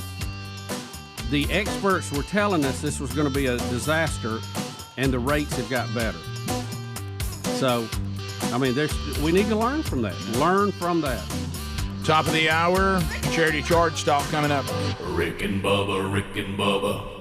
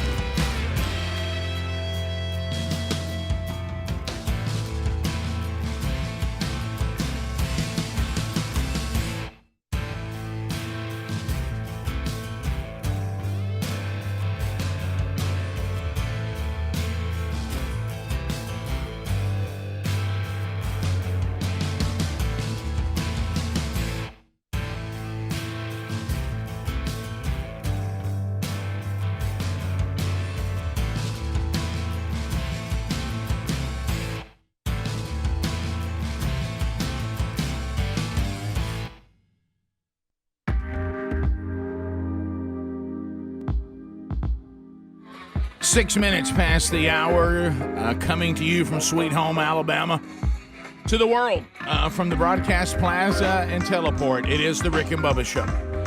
Speedy, the real Greg Burgess, Helmsy, Eddie Van Adler, all make up Team Rick and Bubba. And then the other half of the namesake, welcome back, Bill Bubba Bussey.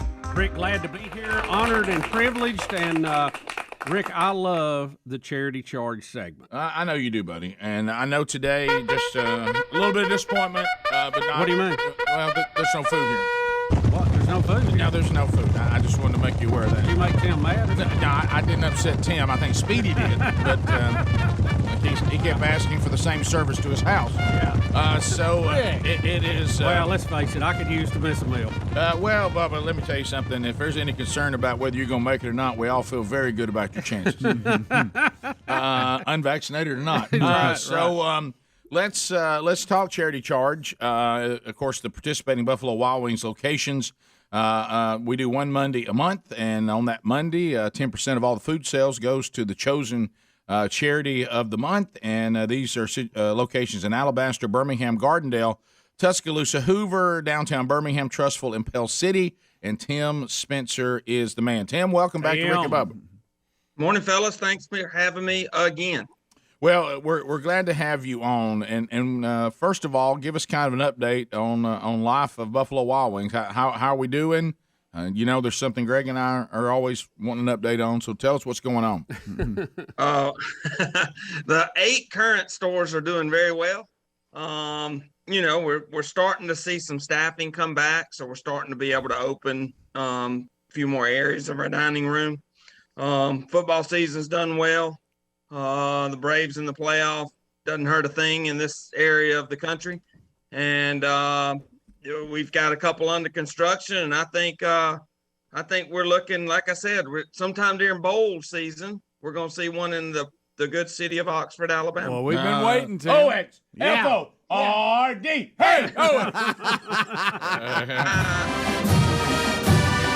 lights on. There you go. All right, so Tim, let's. We had a really good charity charge. I was honored to be introduced to the wonderful people that have created Beckett's Blessing Box, and this is one of those charities and one of those services and ministries that we all wish didn't have to exist, but they do. And it's a grief resource box for parents who have had a child that passed away, and they started the box in honor of their own son Beckett. Who is in heaven waiting on his parents to be there. And I know that you'll tell us a little bit, Tim, that you and your family have a personal connection, as do I. And as a matter of fact, each box has a copy of my wife Sherry's book in it to help the grieving family, Bronner, A Journey to Understand. You can find out more about them by going to beckettsblessingbox.com. We got that in show notes today. So, Tim, tell us a little bit. I know, and you're the one who said you wanted to talk about this. We're not forcing you to talk about this, on why this particular charity hit so close to home. We've gone through 2.5 years of this, and every charity is so deserving of what we do. But when Speedy, I didn't know about this charity until Speedy sent me something. My wife and I have been through, we have 2 angels in heaven ourselves. Yeah. And, it was a preterm deal, and I wouldn't wish that on anybody. Yeah. And so my wife and I, to grieve, did this type of thing ourselves. Right. And created a box with memories and just things from the hospital and things like that. So when I saw this charity come across the Speedy sent it to me, man, this one hit home, and we really wanted to do something. First, we had a great turnout at the stores that Monday, and I personally, I asked the people in the company if we could do something on top of this, just because of the personal connection to this, because it is so important. You know as well as I do, Rick. Yeah. The grieving process of this is not easy. No, it's not. So why don't you? Taylor Morton is with us. Taylor with Beckett's Blessing Box. Taylor, welcome to Rick and Bubba. How are you, buddy?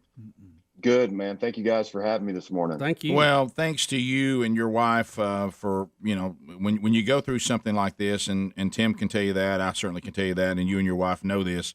You certainly grieve, but you want to get on your face before God and say, what can we do through our pain and suffering and difficulty? How can this be used to advance, your kingdom, or maybe how we can be used to help other people?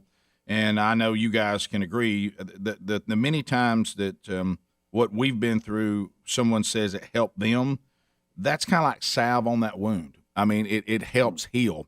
And so tell us a little bit about what Beckett's Blessing Box. I think we told them in general what it does, but tell us specifically what you guys try to provide.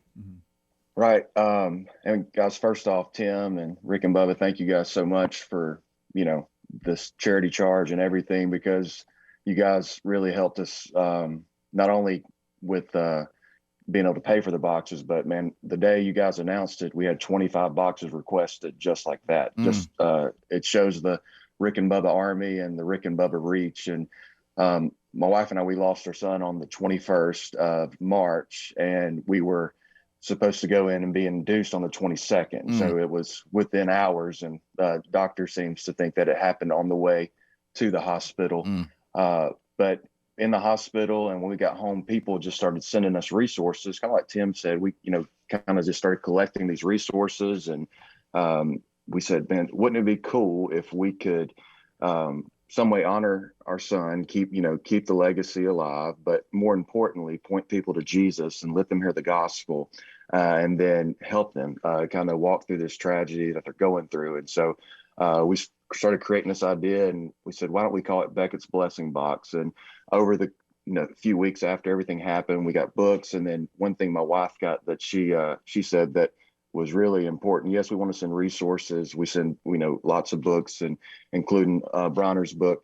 But one of the things she got was just a blanket, just something that she could wrap herself in and cry throughout the process. And, we just wanted to be able to provide those tangible resources to grieving moms and dads in the worst of their moments and one of the worst days of their life. And like you said, Rick, I watched, I've seen how you guys have handled tragedy. And one thing, a couple weeks after everything happened, Sean Alexander came by, and they lost their baby at about 70 days to SIDS. And he said, one thing we do not do well here in America is we do not celebrate well and we do not grieve well. And he said, my prayer is that you guys would grieve well. And through those prayers and through some mentorship, we just kind of said, hey, we want to make sure that we turn this tragedy, turn this pain into a purposeful thing that would glorify God, point people to Jesus, and help others through the grieving process. Well, Tim, go ahead and tell them the good news, because I know the resources that they need. I know that these things cost money for them to provide these boxes, and boy, what you're about to say should be a big help.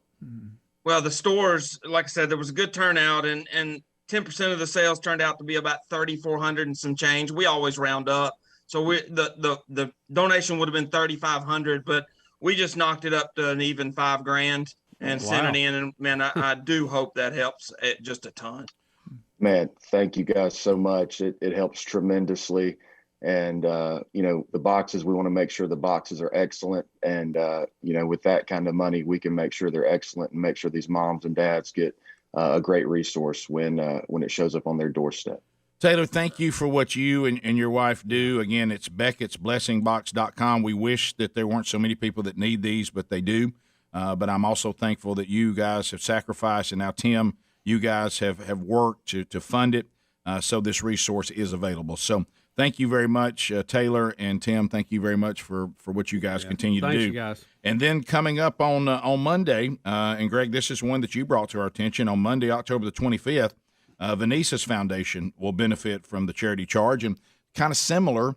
This is a resource, but this one is for people who have loved ones that are going through treatment for cancer. Yeah, they provide bags that have like blankets, chapstick, stuff you need because you go over these treatments and you're there all day. And these And Vanessa Butler, who started this, she went through it so many times, and she said, look, we put these bags together. This will help people, and they provide them at no cost to hospitals and doctors' offices for people that are going through cancer treatment. Yeah, so Venesa's foundation.org, and we spell her name VENECIAS Foundation, but that's we'll put that in show notes too. So anyway, Beckett's Blessing Box, $5,000, thanks to all of you going out and just simply eating great food, and thanks to Tim of the participating Buffalo Wild Wings, and thanks to Taylor Morton for being with us today as well. And go ahead and get down for a chance for you to go out and enjoy a charity charge again. Yeah, coming up on Monday for Venesa's Foundation. That's Alabaster, Birmingham, Gardendale, Tuscaloosa, Hoover, downtown Birmingham, Trussville, and Pell City. If you need information on Beckett's Blessing Box, that's all there in show notes today at rickandbubba.com. We'll be right back. Thanks. Rick and Bubba, Rick and Bubba.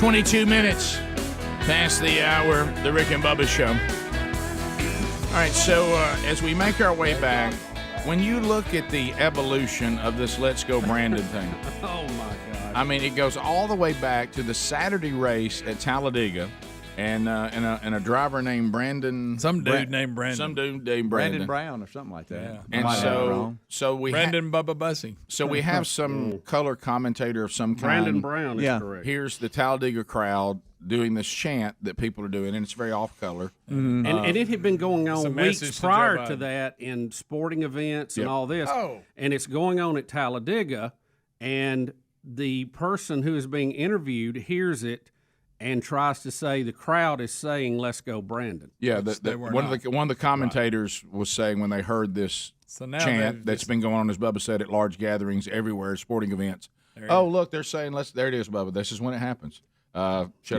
Should I pot this in? Well, no, this is the uncensored version, so Okay. you can actually hear what they're saying. Yeah. But it's the reporter from NBC that's on the track talking to Brandon. Yeah. And so they're saying something negative about Biden, and it's very negative. Yeah. And then Yeah, she's- pretty negative. and she was like, "Oh, they're saying let's go, Brandon." Yeah, they try to spin it. Yeah. So that then just So that was kind of funny. but that he that he said that. That one moment then turns into "Let's Go, Brandon." Babylon B's done probably Listen, we 8 got different things. shirts and hats. You got people saying it in interviews. It's become its own word now. People that say they try to stop cussing, instead say, "Let's go, Brandon." Yeah. No, you know. So now, it's literally. Look, we're about to take a giant leap forward right here too. So what people are saying now, which I'm kind of thankful for, if you have disdain for the president, instead of using this off color, just say "Let's go, Brandon." We all know what you mean. That's what you mean. Right. Exactly. You're anti the current administration the way they're handling. That's what "Let's go, Brandon" means now, and I do prefer that statement over the original. And now we have a rapper who has come out and he has published a new song called "Let's Go, Brandon." Well, you knew it wasn't going to take long. Rick, it has gone to this on the iTunes hip hop charts. Now this is controversial because this is the hip hop charts. This is kind of an area that the Democrats, the libos, of course, this is how arrogant they are, that they think, and I'm going to use this word, that they own. Yeah. Okay. And you're right. And so Good word. and You're right. Let's go, Brandon. So here's just a little bit of it, not a lot of it, because we can't play a lot of it. Right. I'd like to play a few seconds of it and then pull forward about 46 seconds in and let y'all hear kind of what some of the lyrics are. But here's how it starts. Let's go, Brandon. Hey. Let's go, Brandon. Hey. Let's go. Let's go. Hey. Let's go, Brandon. All right. So It's almost like the Randy Moss rap and all those we were seeing for a while. And where's it sitting on the hip hop charts right now? That'd be number 1. At Right. number 1. And Uno. Here's a little bit of the core, the Easy, lyrics here. careful now. No, I think we're good. I pulled 4. This is a slip cue Rick, here, my get ready. friend. Cover up and tell the people go, Brandon. But we know what they saying, though. You can hear the chant in every post. Don't nobody want this commie cause we not in China. Everybody hated Trump and now they out to catch a body. That's what they get for treating us like we in Squid Games. Green light mandate like he's insane. These times people waking up to everything. Brandon, but we all know what the saying means. Let's go, Brandon. I'm going to tell you, if I am a Major League Baseball player and my name is Brandon, that is my walk-up song. Oh, absolutely. But let's 100%. Let's walk through the lyrics you just heard, okay? We know what the chant means. Nobody wants this commie, talking about Biden, communist, because we're not in China. Everybody hated Trump. Now we're they're treating us like we in Squid Games, which is that Hunger Game thing out of Korea. Is that where it came out of? You're right. You're right. Yeah. And so, which is all about, and he throws in dream light, mandate like he's insane. These times people waking up to everything and go, Brandon, but we all know what the saying means. Now, Rick, But you left one word out. Yo. On several of the lines, Yo. he refers to this kind of SH, but he says SH. Correct. Okay. But Go ahead and say it. all of the Greg. that's what he says. He says so much drama in the USA, the pot's going to boil over any day. You see this kind of stuff you get when you vote commie, and that's a running theme through this. You know, it excites me on one level that for people who have been screaming for decades, do not fall for this communist, socialist sales pitch that ends in total destruction. Yeah. That we now have people who are realizing this and voicing their opinion to it. Even though it may not be your cup of tea, you don't like the way they're saying it, the message of what they're saying is absolutely correct. Well, and to have a hip-hop artist... Who is this artist? What's his name? ...say these kinds of things... Loza Alexander? Yeah, I'm not sure. But, you know, because this is also... He's also taking on something... He was a pro-Trump rapper to begin with. But what That's one of the something things... weird there. You know, in the fake world, things are not said even if they're true because it doesn't feed... It does not go with the fake narrative.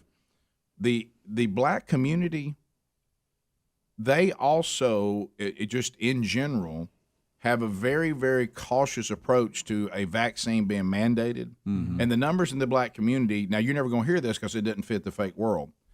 Because Sure. they only want you to think that people that don't want a vaccine forced on them are some kind of, they're the ones on January 6th that stormed the Capitol. They want you to think it's only them. Yeah. But it's not. It's across America. There are people of all ethnicities and all different views that have a concern about this, but they only handpick certain groups that they think are easy to demonize, which is not the real world. Again, that's that fake world again. Mm-hmm. But there is an uprising in the black community about vaccines being forced on people that you're not going to hear about, but it's absolutely there. Rick, I love this lyric right here. They're taking our silver, they're taking our gold, expecting us to do everything we're told. You see, you get that kind of stuff when you vote commie. Yeah. Lay dead on. Phone calls next. All 10 lines are available. We'll chat with you for the first time today. Let's go, Brandon. Find out what is on your mind. We got to have that chorus, by the way. Yeah, we do. 866 We Be Big. Rick and Bubba, Rick and Bubba.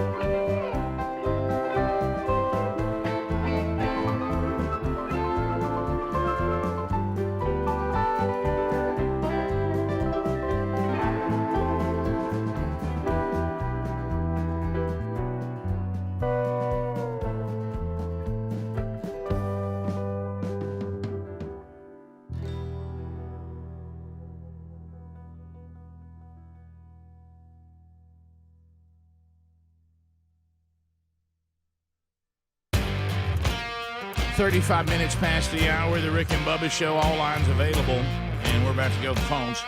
And then we'll roll through them 30 seconds a pop. You've got room. You can get in now. Ancestry.com/Bubba. Teaming up with the Rick and Bubba Show again for you to find out the story of your family. The true story.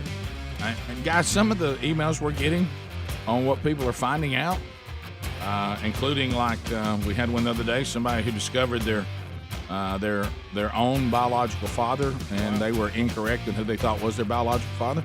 So I mean, it's then we had people who were adopted that found birth parents, and if that's something, or maybe you're just saying, I just want to know the true story of my family. Maybe you're someone who says, I know that we think that this is our ethnicity and this is our mix, or we don't think that we are a mix, but oh my goodness, we are. By the way, heads up, likely.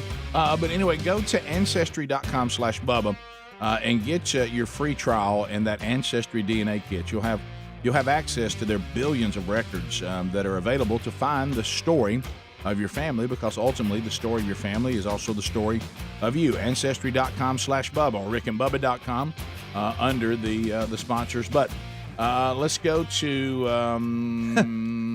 Austin out of the great state of Alabama. Austin, 30 seconds on the Rick and Bubba Show. Go ahead. Hello, I'm from Ashford, man. I tell you what, this Let's Go Brandon mess, everybody knows it's just a load of crap. Nobody likes that Biden guy. I tell you what, we just take all them rascals out in the swamp, put them on their knees, and tie them to a log. What? Hey, I found another Let's Go Brandon rap. I'm sure they're out there. Let's continue. Let's go to Ashland in Birmingham. Listen to ZZK. Ashlyn, go ahead. Hi. Hello. I was wondering what your favorite Halloween costume was when you were a kid. Oh, a kid. You know what? I don't. It's funny that the only one that I can remember was not my favorite. I just don't remember any others. My favorite one was a skeleton. You know, you had a black suit, and you could see the white bones everywhere. I love that when I was a kid. I couldn't wait to put it on. The only one that I can remember was when I dressed as a hobo, and I hate to say that. It's the only one I remember, and I remember that for some reason my mother found an old blue jean top working jacket of my dad's, and I put it on. Of course, she got her mascara out and put fake beard on me. And then I had, for some reason, these giant fake ears like the guy that's on the NFL channel. And I put those on. And that's the only one I remember. I honestly don't recall any of the others. Well, as you got a little older, you went for comfort, you know, and the hobo and the hippie and the rock star and all that was easier to do. Football player. Yeah. You wasn't as obligated with as much equipment on, and it was a little easier to maneuver. Dawn, and welcome to Rick and Bubba. 30 seconds. Go ahead. Yes, sir. I was calling to let you know that I have a friend that her son is in the Marines, and he turned in a religious exemption for his vaccine, and they denied it. Yep. And now, if he doesn't decide before the end of the day to take it, he will be put into in solitary confinement until they decide what to do with it. Wow. Yeah, Bubba covered that earlier. The exemptions with the military not happening. Well, you know, military not big on people voicing their own opinions on things. You know, the only thing I could think for him, maybe if he will scream he's transgender, he'll get a break. He might get a promotion. Yeah, we have we've got the story coming up. Babylon B's not going to miss this one, and we'll do the story for you. You know, we swore in the highest-ranking transgender federal official in our military. This word "admiral," I always have a hard time saying it. Admiral. Yeah, it's one of those words that your mouth won't form it right. Yeah. You know, the thing, I thought she was in the cabinet. I didn't think that she was in the military. Well, they say now, and of course, this is Babylon B. She was that one in the cabinet we were talking about. Remember that? Yeah, I do. I guess this is the same. I didn't know she was in the military. She's an admiral, and here is Babylon B's response. Arms race heats up. Just as China reveals space nukes, America responds with a trans admiral. So the world is building nuclear weapons that go into space and all this. This is what we're worrying about. I know. We want to tell you that we historically have put someone into the highest-ranking federal office, an admiral in our military, who is transgender. We want you to know that while China's showing you that they can take a missile and go around the world with it and got within 25 miles of its target. Yeah, that's. But don't worry, we're making sure that our military is in all the current societal trends. That's what we want you to know. Let's go to Dexter. Let's go, Brandon. In Mississippi. Dex, go ahead. Welcome to Rick and Bubba. Hey, Rick, I just wanted to comment on your statement the other day about the picture that was wearing cat fur on his cleats and how your dad would respond. Oh, yeah. When I was a boy, I went and bought a pair of multicolored hip hugger bell bottoms and a loud purple shirt. And when my dad got home, he saw it. Didn't say a word. We went back to the store, took it back, bought a tan shirt, a blue shirt, and 2 pair of blue jeans. When we got home, he looked at me and he said, as long as I'm your dad, I will never let you go out looking like an idiot. Okay? So I am thankful that my dad loved me enough to keep me and train me. And I appreciate your comment on your dad as well, Rick. Yeah. If my pitcher wants to do that in his own life, he certainly can, but he can do it out here on the field. I noticed he didn't have them on last night in the pen when he was warming up, Yeah, and I yeah. wondered if somebody had said something to him about it. But maybe. Yeah, it's such an oddity because, I agree. I mean, you don't want somebody looking like that, but these pictures are so unique and They crazy, are. and we've seen them do so many weird things over the years. I think it would really be, hey, how was he pitching? Yeah, yeah. If he's getting them 3 up, 3 down, I say, put your kitty on your shoes and go out there, buddy. Get me a win, and we'll deal with it later. Now, if you're getting shelled, I'm going to have some comments about it. Really, I think the biggest concern is we're talking about, what this gentleman's talking about. I love hearing men talk about their dads and how they raised them. But we're talking about a 30, 40-year-old man here. Yeah, we are. That's what we're talking about. Yeah. He's still got a coach, though. Right. And there's still an authority over him. Yeah. But This, then when he'll probably did- make some grievance. And Sure. Sure. You got to remember, it is L.A. Yeah. And then we'll do a parade of cat people. Look, let's be honest. There may be a point where we're glad it's a cat. I mean, it could be worse. It could. You're right. Let's go, Brandon. Of course, we got a Braves wearing pearls, but that's fine. Yeah, I started to say. I mean, it's hard. It's hard to. Quite frankly, if I go down the list, I think I'm more offended by pearls than I am a cat. To me, it's a push. Let's go to Brian in Alabama. Brian, 30 seconds. Go ahead. Hockey looks better every day. It does. Brian, go Good ahead. morning, gentlemen. Hey. Yes, sir. I was just calling in to see about the book that Greg and Gary was going to develop when Gary Vines goes to town. Is that book available? Okay, buddy. Anybody with me on this one? No clue. Let's go. Goes back to your comment the other day when we gave some stats to one another. Hey, let me tell you something. If you're going to do something with me in it, my gosh, make some sense. Let's go to Jeff in Tennessee. Jeff, go ahead. Hey, Diggins, how's it going? We're Fired good, up, man. ready? We're dandy. Hey, buddy, I listen to y'all on TuneOut on the weekends mostly. Thank you. But I got a question. Whatever happened to Chance and Tyler, the angry cyclist? Well, did you see the Tour de France this time where the guy with a sign jumped out there and he crashed all those bikers? Did you see that? I did not. Well, you can go look it up. It was a big controversy. Tyler was the first guy that hit him. Yeah, that's right. And, he's been laid up since. And what was the other one? Chance. You won't believe where the handlebars went. Right, yeah. Serious he reached out to us Serious here business. recently. Somebody sent me an email a couple weeks ago and said, "Is this Chance?" And I thought, well, I'm gonna take a shot. You took a chance. And I sent him an email, and I said, if you're not this person, you're gonna think this is the most bizarre email you're gonna get this week. Are you Chance that used to call in the Rick and Bubba show? And he responded back to me and said, I am. And I went back and said, we'd like to have you on. I think the audience would love to hear you. They've been asking about you, and I never got a response back. So, I don't know. It's weird. There he goes down. There's Tyler right there. Did you see the wheel roll over that guy that went down? Watch the guy goes down. Watch his wheel roll over him. Woo. Oh, man. Oh, man. I think Tyler's a fireman now. Oh, he is. Yes, I bumped into him in Huntsville actually. When he got out of the, he started screaming, "Hey, Spade!" When he got out of the hospital. No, that's not surprising because he always seemed flame to me. The how about Okay. the He was drawn to the open He flame. was. There was a certain flaming there. Lock him off. What about this chance thing? Just so because I feel bad for you. Henry. I forwarded y'all that Right, email. I saw it. Yeah. I forgot about it. But here's what you have to understand: chance.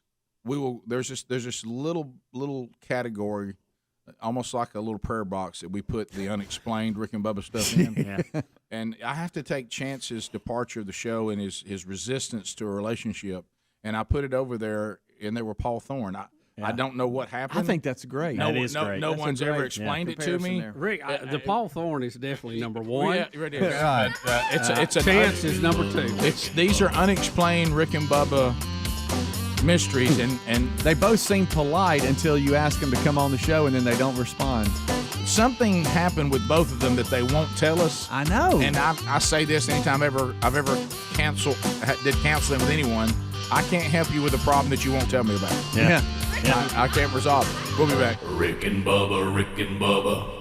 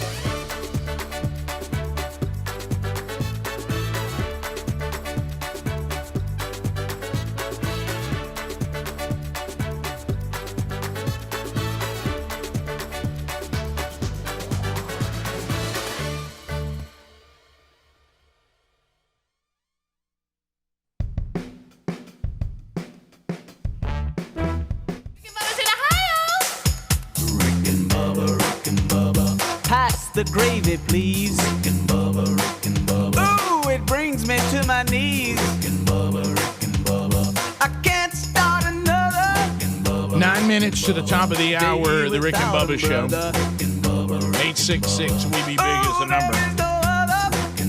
All right, so as we make our way back, we actually have a Jordan that wants to talk about Brandon.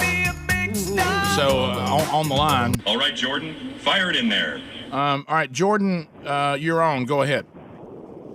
Good morning, fellas. Hope y'all are doing well. We're doing good, man. I hope you're okay. I'm great. Hey, a couple weeks ago, y'all brought to light this vile practice that is known as the puppy trumpet. Absolutely gross. Yeah. But I didn't know if y'all knew about another one. You can actually pucker up and blow up a donkey's butt. It will make the donkey talk. It's called the Joe Biden. Let's go, Brandon. So the couple of things. You notice who's screening phone calls. Oh, yeah. He's bringing them in. That's the only time that guy would have got through. So, he's loving every minute of it. Donkey eating briars in there. The Jordan thing did not take off like Let's Go Brandon. I mean, we fired in there, Jordan. All right, Jordan, fire it in there. But it's nothing like Brandon and Karen. So now these names are Linda. If you're a Karen now, and that's really your name, you're hating that. Also, Bubba's daughter said, being a Caitlyn got roughed up a little bit by Bruce Jenner. Yeah, right. But now it's Let's Go Brandon. So as Babylon B said, Brandon, all these men named Brandon feeling pretty good about themselves right now. Mm-hmm. But now, at what point will the left say that saying "Let's Go Brandon" is racist? It's going to be difficult, but they'll get there. Yeah. Well, they can say it. I think people are going to say it anyway. Well, anything that is taken up. The words are so critical to them. I mean, they just get all in a tizzy about a little word or two. So, but here's the interesting thing: we have now two different songs. Let's Go, Brandon. Speedy was sharing one with me that I was not aware of. One of them is at the top of the iTunes chart. The other song that Tom McDonald did called Brainwashed is now all over social media, and that's the one where he's counting down situational design. We played it here on the show. Yeah, yep. I'm amazed at how the disdain for the politics in our country has got over into pop culture as quick as it has, and it is against a Democrat. Right. That may be the most shocking. And, of course, the current administration pretends this isn't happening, and the only people who hate them are extremists that we should all fear. Right. It's going to be hard. Back to the fake world again. Because, like Speedy said, they're going to come out and they're going to say, well, if you say, "Let's go, Brandon," you're a racist. Right. Okay. So you can't say it. The problem is what we're talking about here are people of color who are saying it. Right. So I don't know how you're going to resolve that. Well, I'll tell you how, because they've done it before. Mm-hmm. Remember, black people who hate Democrats or don't like the state of the Democratic Party, they're not really black. Mm-hmm. Well, that works with Colin Powell. That works with Larry Elder. Larry Elder. It works with who was our Condoleezza the Rice? surgeon? Ben. Condoleezza Rice. Ben. Whispering Ben, you can get away with that. But I don't know when it moves over into other parts of the culture if that's going to sell as easy. Right. Who was it just running for governor in California? Larry Elder. Larry Elder. Yeah, is that what you were I referring mentioned Larry to? Elder. And, of course, you go back to Clarence Thomas, who's on the Supreme Court. He's not really black. And it's tough to play that card when it becomes just pop culture, a little more difficult. But it will be attempted or just ignored. I do have bad news involving our pitcher who wears cat shoes. Gosling? This is awful. This is much worse than I thought. And it shows again that coaches that we grew up playing for, they just don't exist anymore. Especially in the professional. Just wanted to clarify, this must be somebody that really follows baseball. And Helmsley, you and Speedy follow it more than the rest of us, but even you may not know this, and you probably don't want to know this. Yeah. But it says, "Don't worry, I can tell you the inconsistency on the cleats. He only wears these cleats on Saturday games, and he calls it Catterday." He does not. Are you serious? And that makes sense because that is what we saw. That was Saturday we saw him. Now I want you to imagine Catterday. I want you to imagine the coaches. We've come a long way from Al Gracious. Roboski, haven't we? And the Bird. Yeah. You remember Mark Fidrich? The coaches that we played Mark for, something. and the fathers who raised us. Okay. Hey, coach / dad, just want to run this past you if you're coming to the game Saturday, or you're my coach. I'm thinking what I'm going to do because I really like kitty cats, and I'm going to pitch. And I'm going to wear a picture of a little kitty on my cleats, and I'm going to put cat fur where the shoestrings are, and I'm only going to do that on Saturday because I want to call it Catterday. Can you imagine the response? I don't even know what to say. Wow. It would make Let's Go Brandon like nothing. I mean, we got a player wearing pearls, so that's got hard. it. That's hard. But what I'm saying, and I'm making that same it's point. hard to get on Catterday too much. Well, take Catterday then, and just it's all the same problem.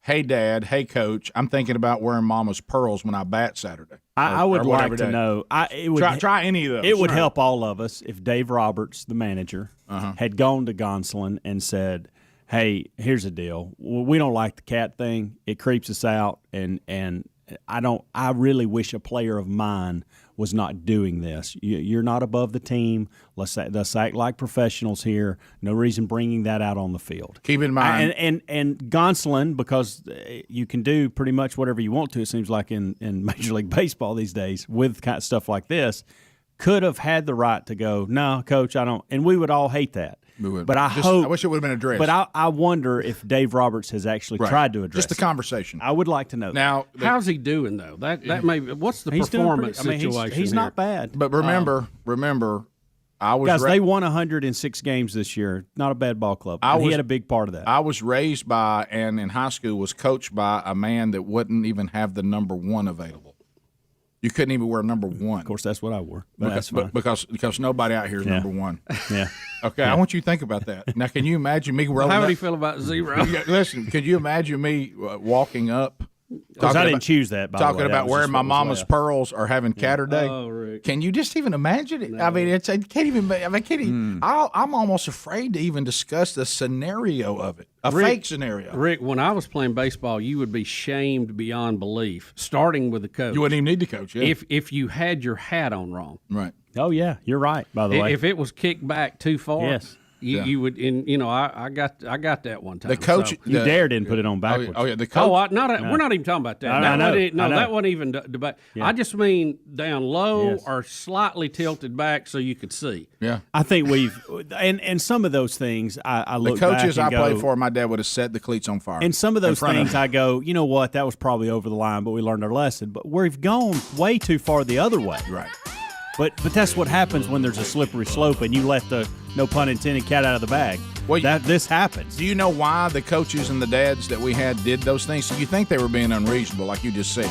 And I think there's some truth to that if you look at it normally. But they said, no, this is all because we know where it'll go. Exactly. If I don't act this way, we're going to have Catterday. Bingo.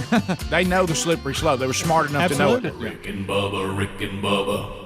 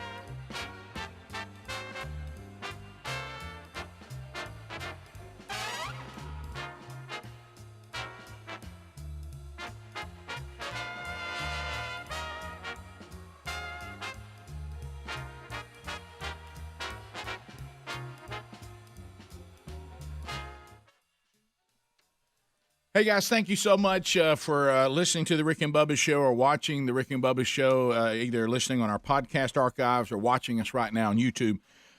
We were discussing this on the show one time about in the state of our country, what are some other places that we could go and we could live? Well, I want to introduce you to a company called International Living. So what are you going to do? That's what our leaders are saying when they raise the taxes and they destroy the value of the money and all this inflation. And they really look at you and say, well, what are you going to do? You going to leave? Where are you going to go? Well, you might want to think about Panama. And I'll tell you why. A lot of American retirees and veterans are going down there because you can live in luxury on about $24,000 a year. I see Speedy perking up over there. You can pay 0%. There's no income tax of any kind. Your health care is as little as like $2,600 a year. You could live on pristine white sand right there on the beach in a luxury beachfront condo for about $120,000 in Panama. So the past year has caused all of us to rethink our plans, and people are retiring early because of all the mandates. They're moving. If that's you, then I want you to check out the American's Guide to Living and Retiring in Panama from our friends over at International Living.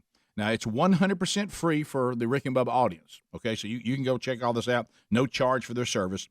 Just head over to buypanamanow.com/RickBubba and get your copy today for free. That's buypanamanow.com/RickBubba. Sign up now to claim your free series on investing in Panama's Pacific Riviera. buypanamanow.com/RickBubba.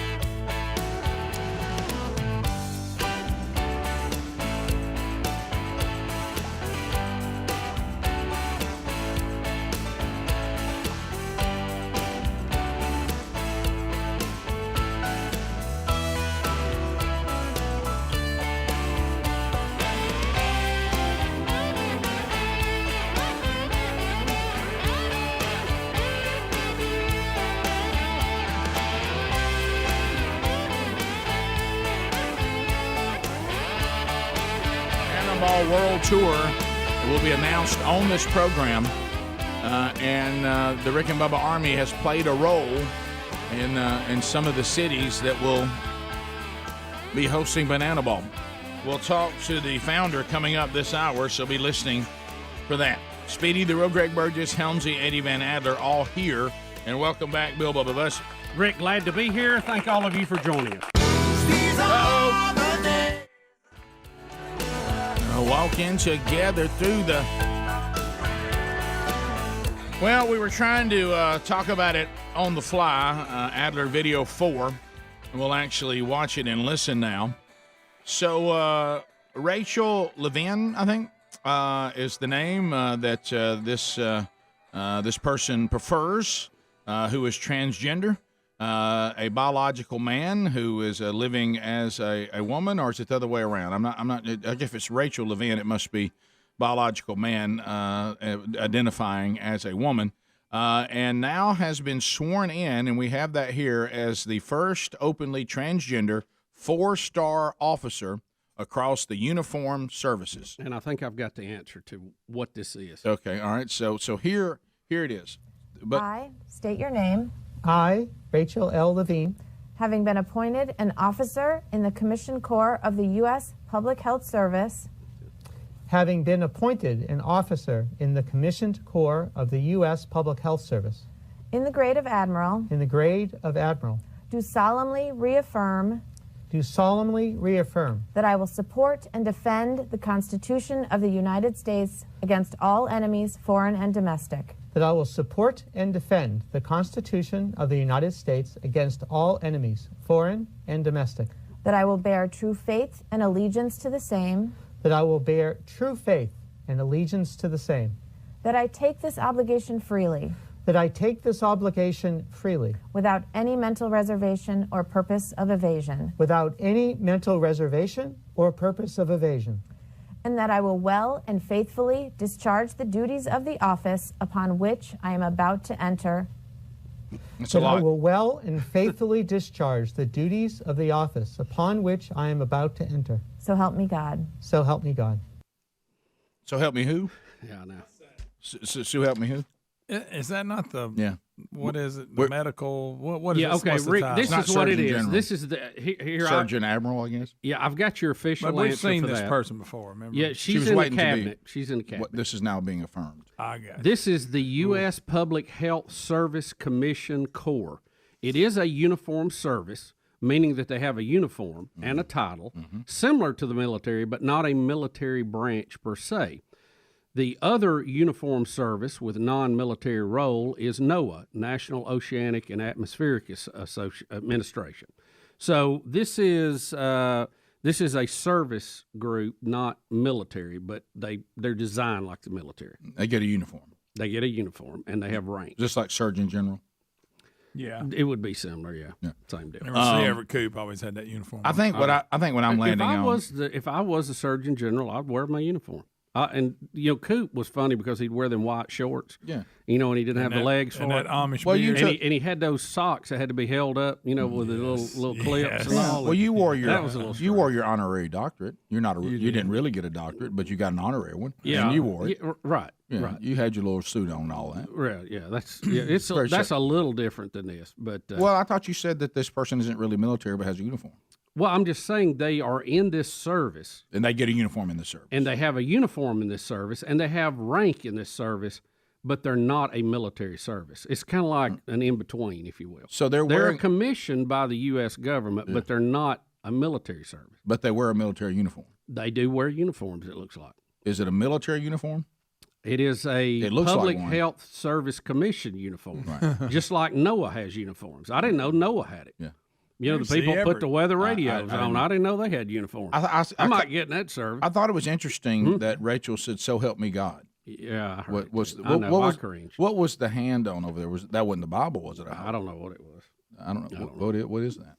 It's like a is that like folder, an iPad or something? They also pledged to guard us against enemies outside and from within, which I think we missed that one a lot of times. But I didn't. While wearing a skirt. How is this person in the health going to protect us against our enemies abroad? Rick, that's just what they swear in with. I'll tell you one thing. If you're in the health, all right, let me try this. And I fully understand what you're saying. This is a service that we have in the health I didn't world invent this. I'm just trying to that is understand uniform. it too. Somebody had emailed trying to explain it. But to riddle me this: Yeah. if you say you're going to protect me as an American, right, in this role that you have, right, okay, that you were appointed by the administration, right, and you were confirmed, Mhm. okay, that's what we were waiting on, the confirmation. Okay. All right, so that's why we knew. I'm saying that, yeah. I've she seen was that. she was brought in, or yeah. It seemed I had a controversy on getting her mom out of a nursing home during the pandemic. all this kind of and all stuff. But bottom line is now she's been put in a position that she had to be confirmed inside the administration as identifies as a woman.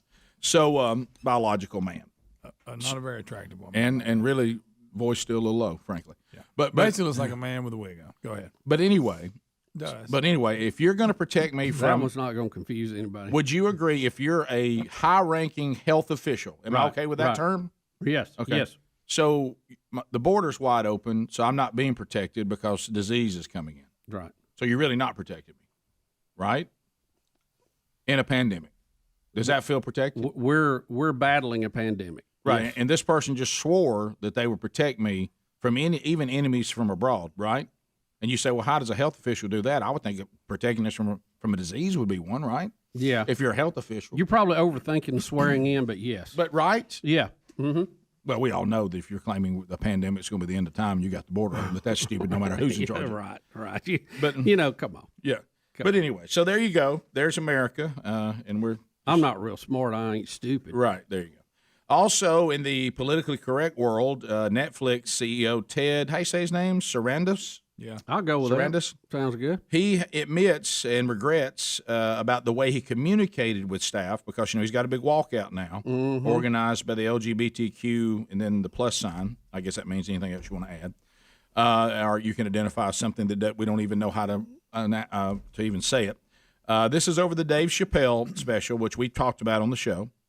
But the CEO of Netflix says, I could have used better words. I didn't mean to upset everybody as bad as I did.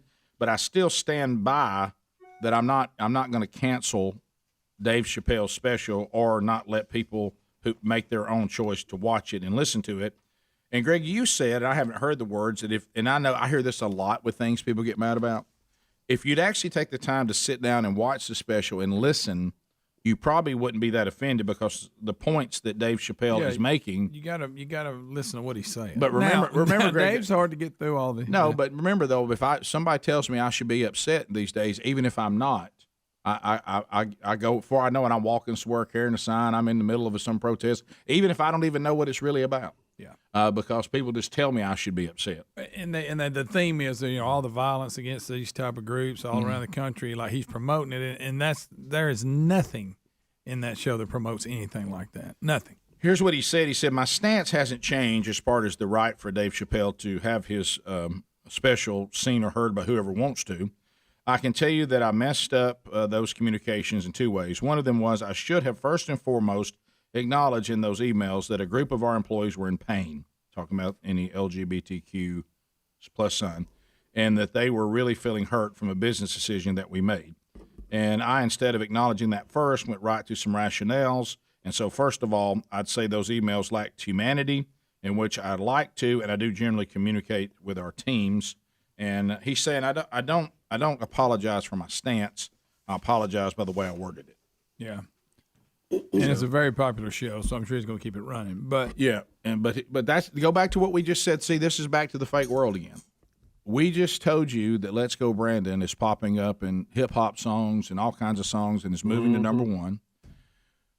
We have people that are watching the Dave Chappelle special in droves that don't seem to be bothered by it, but yet people are saying that we need to be careful because a lot of the majority of Americans are upset by something that the majority of Americans are not upset about. Right. That again is the fake world that we live in. That's it. And, he's going to say something controversial. You have a right to be upset about what Dave Chappelle said. You certainly do. But he has a right to say it. He does. And he wasn't promoting any violence against any group, but he's going to make jokes about if you're part of society, what makes you any different? You can't make jokes about you? Right. I mean, as long as he's making them money, they're going to stand for his right to say it. Yeah. Remember, you got to be more fine than you are crazy. That's right. Rick and Bubba, Rick and Bubba.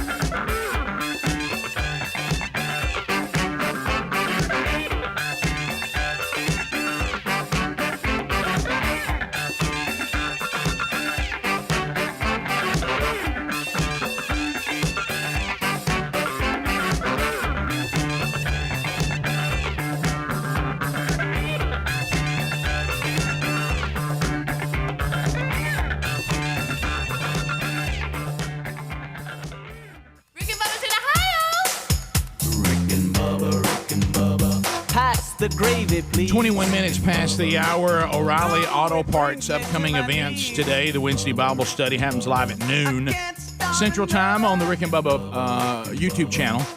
Walking through 1 Corinthians, we get into the controversial 1 Corinthians 11 today. That'll be fun. So let's walk through that today. The archive will be soon after and available on all of our social media platforms for you to watch it or listen to it on your own time. Coming up, let's first go to rickandbubba.com. October the 24th. Coming up this Sunday night, I'll be in Mangum, Louisiana for Man Church as they are wrapping up the first 40-week curriculum, and we'll be transitioning into the next one, and I'll be there and honored to be there. We mentioned it earlier in the program. Next week, starting on Thursday, October the 28th, it is the 13th annual Rick and Bubba Late Summer Slam Tennis Tournament. That'll be going on coming up on November the 5th. I'll be speaking at a men's conference at Green Street Baptist Church in High Point, North Carolina. I'll be there Friday night on the 5th and Saturday on the 6th. At burgessministries.com on Saturday the 6th, the land of KYTN, our affiliate there in Union City, Tennessee. My wife, Sherry Burgess, on November the 6th, will be speaking there in Union City, Tennessee, and she'll be there for the women's event that night. You can get the details on that by going to burgessministries.com under upcoming events, and then you can go to themanchurch.com and see that Scott Dawson is speaking at Man Church coming up October the 28th. That'll be down in Opp, Alabama at Westview Baptist Church. So all that can be found by simply going to these various websites, rickandbubba.com, burgessministries.com, or themanchurch.com, based on what you're looking for. Think O'Reilly Auto Parts for all your car care needs. Get guaranteed low prices and excellent customer service at O'Reilly Auto Parts. Better parts, better prices every day. Bubba, to the email. Rick, when we get a email taking issue with something, we like to bring it to the air. I have an email here from Cheryl Shear. Oh. That's Cheryl with an S. Okay, all right. Says, I've been listening for years, and I'm waiting to see if you can admit when you're wrong. Hang on. You talk about people in the government not admitting when they make a mistake. Your comment about anybody's card is just your brand of... And none of us can say this word. We've tried in the break. Totalitarianism. Totalitarianism. I think I got it. Yeah, I think that was my best run so far. Yeah, that was it. How about people have the freedom of choice, period? I agree with Rick. You should be able to function in our society whether you have had COVID-19 or not, and whether you have had vaccine or not. Get tested if you choose to travel. Waiting for you to address your comment, I unfortunately believe that you won't. Well, Cheryl, you're wrong because we are addressing it. Right. Well, that's point one. You missed on that one. Right. And point two, I think I said that if you're going to have cards and you're going to have vaccination cards, it should be you have antibody cards. I didn't say they were mandatory. I'm just saying if that's the system you're going to have and that's what you're going to go with, you should actually be looking for the antibodies, not the vaccine. Well, now this is... and that was what I was implying. Well, this is typical commentary from a totalitarian. She told you, pal. She told you, pal. And this is... the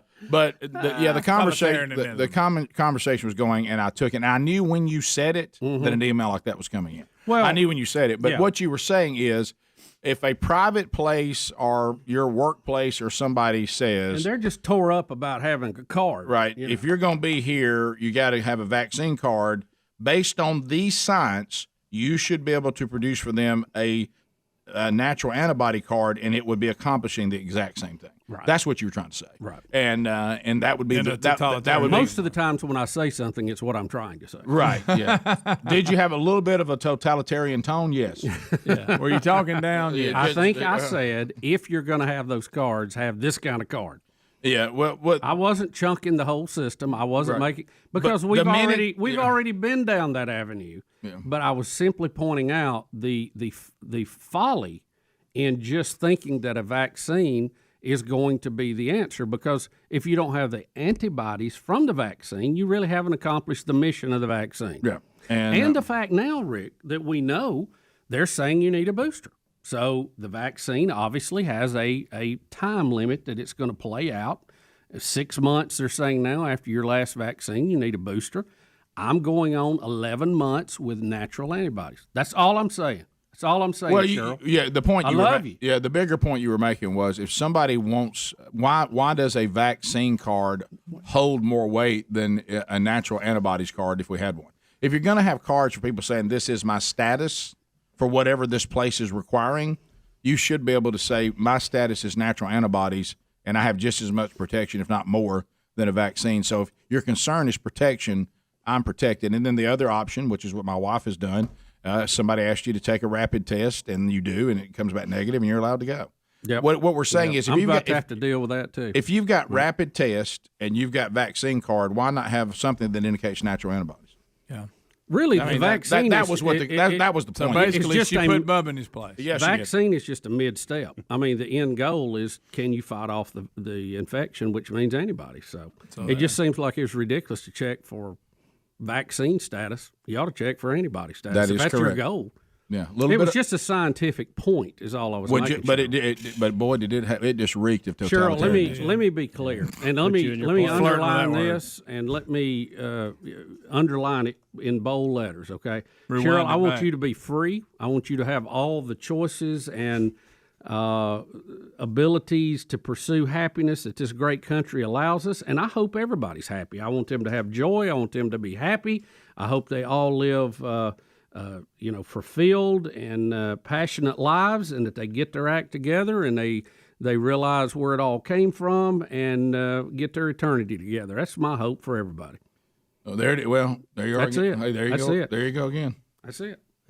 That's it. That's all you got. That's it. That's all I got. So you're the one that dictates what a good world is. Cheryl, no, that's my wish. Totalitarian. My wish for the world. Yeah, that's it. Well, I'm probably about as far as from totalitarianism as you can get. Watch out. Bottom line, Bubba, you got dunked on. There it is.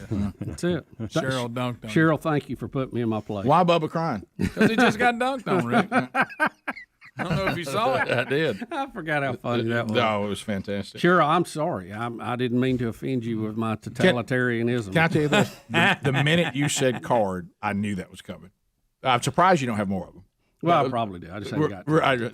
Yeah. And by the way, I'm saying, if you're going to be card, let's get the right card. Yeah. You know? I will say this. Bubba did say from time to time we do respond to an email, but really we don't respond to everyone, because if we did, that's all the show would be. Yeah, that's good. You know what I mean? Yeah. If you would like to read mine every day, I mean, I could roll one out a day, if not five. Rick, I got one a segment. What are you talking about? So anyway, and of course, you being a totalitarian, you just pick the one you wanted. Sure, that a liberal. What else? We've all been called a lot here lately. Let me tell you this: you've shifted to the left. Yeah, that's one I love. Yeah, you're a totalitarian, and you've become an Episcopalian. Slash Methodist. That's one. Slash Methodist. Step one.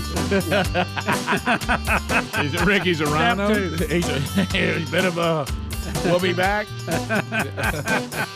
866 We Be Big is the number. Y'all are a hoot. Thank you, Cheryl. Thank you. More of the Rick and Bubba show coming up. Rick and Bubba, Rick and Bubba.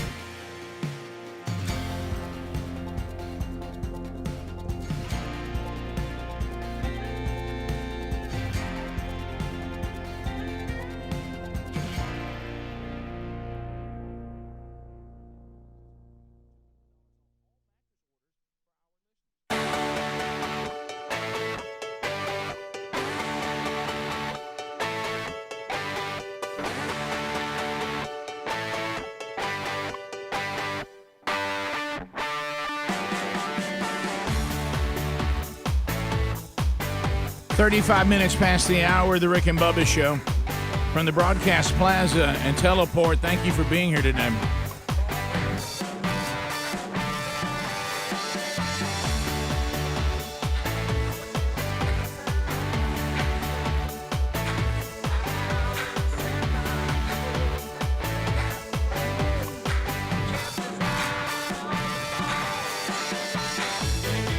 Talking a little banana baseball. Got an update for you. Load up the bases. Fire up the valve.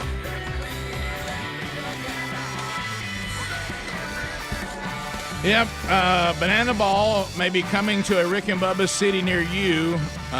Jesse Cole with banana ball is here with us on the Rick and Bubba Show again to talk about the 2022 Banana Ball Tour. The World Tour. The World Tour. The cities have been solidified.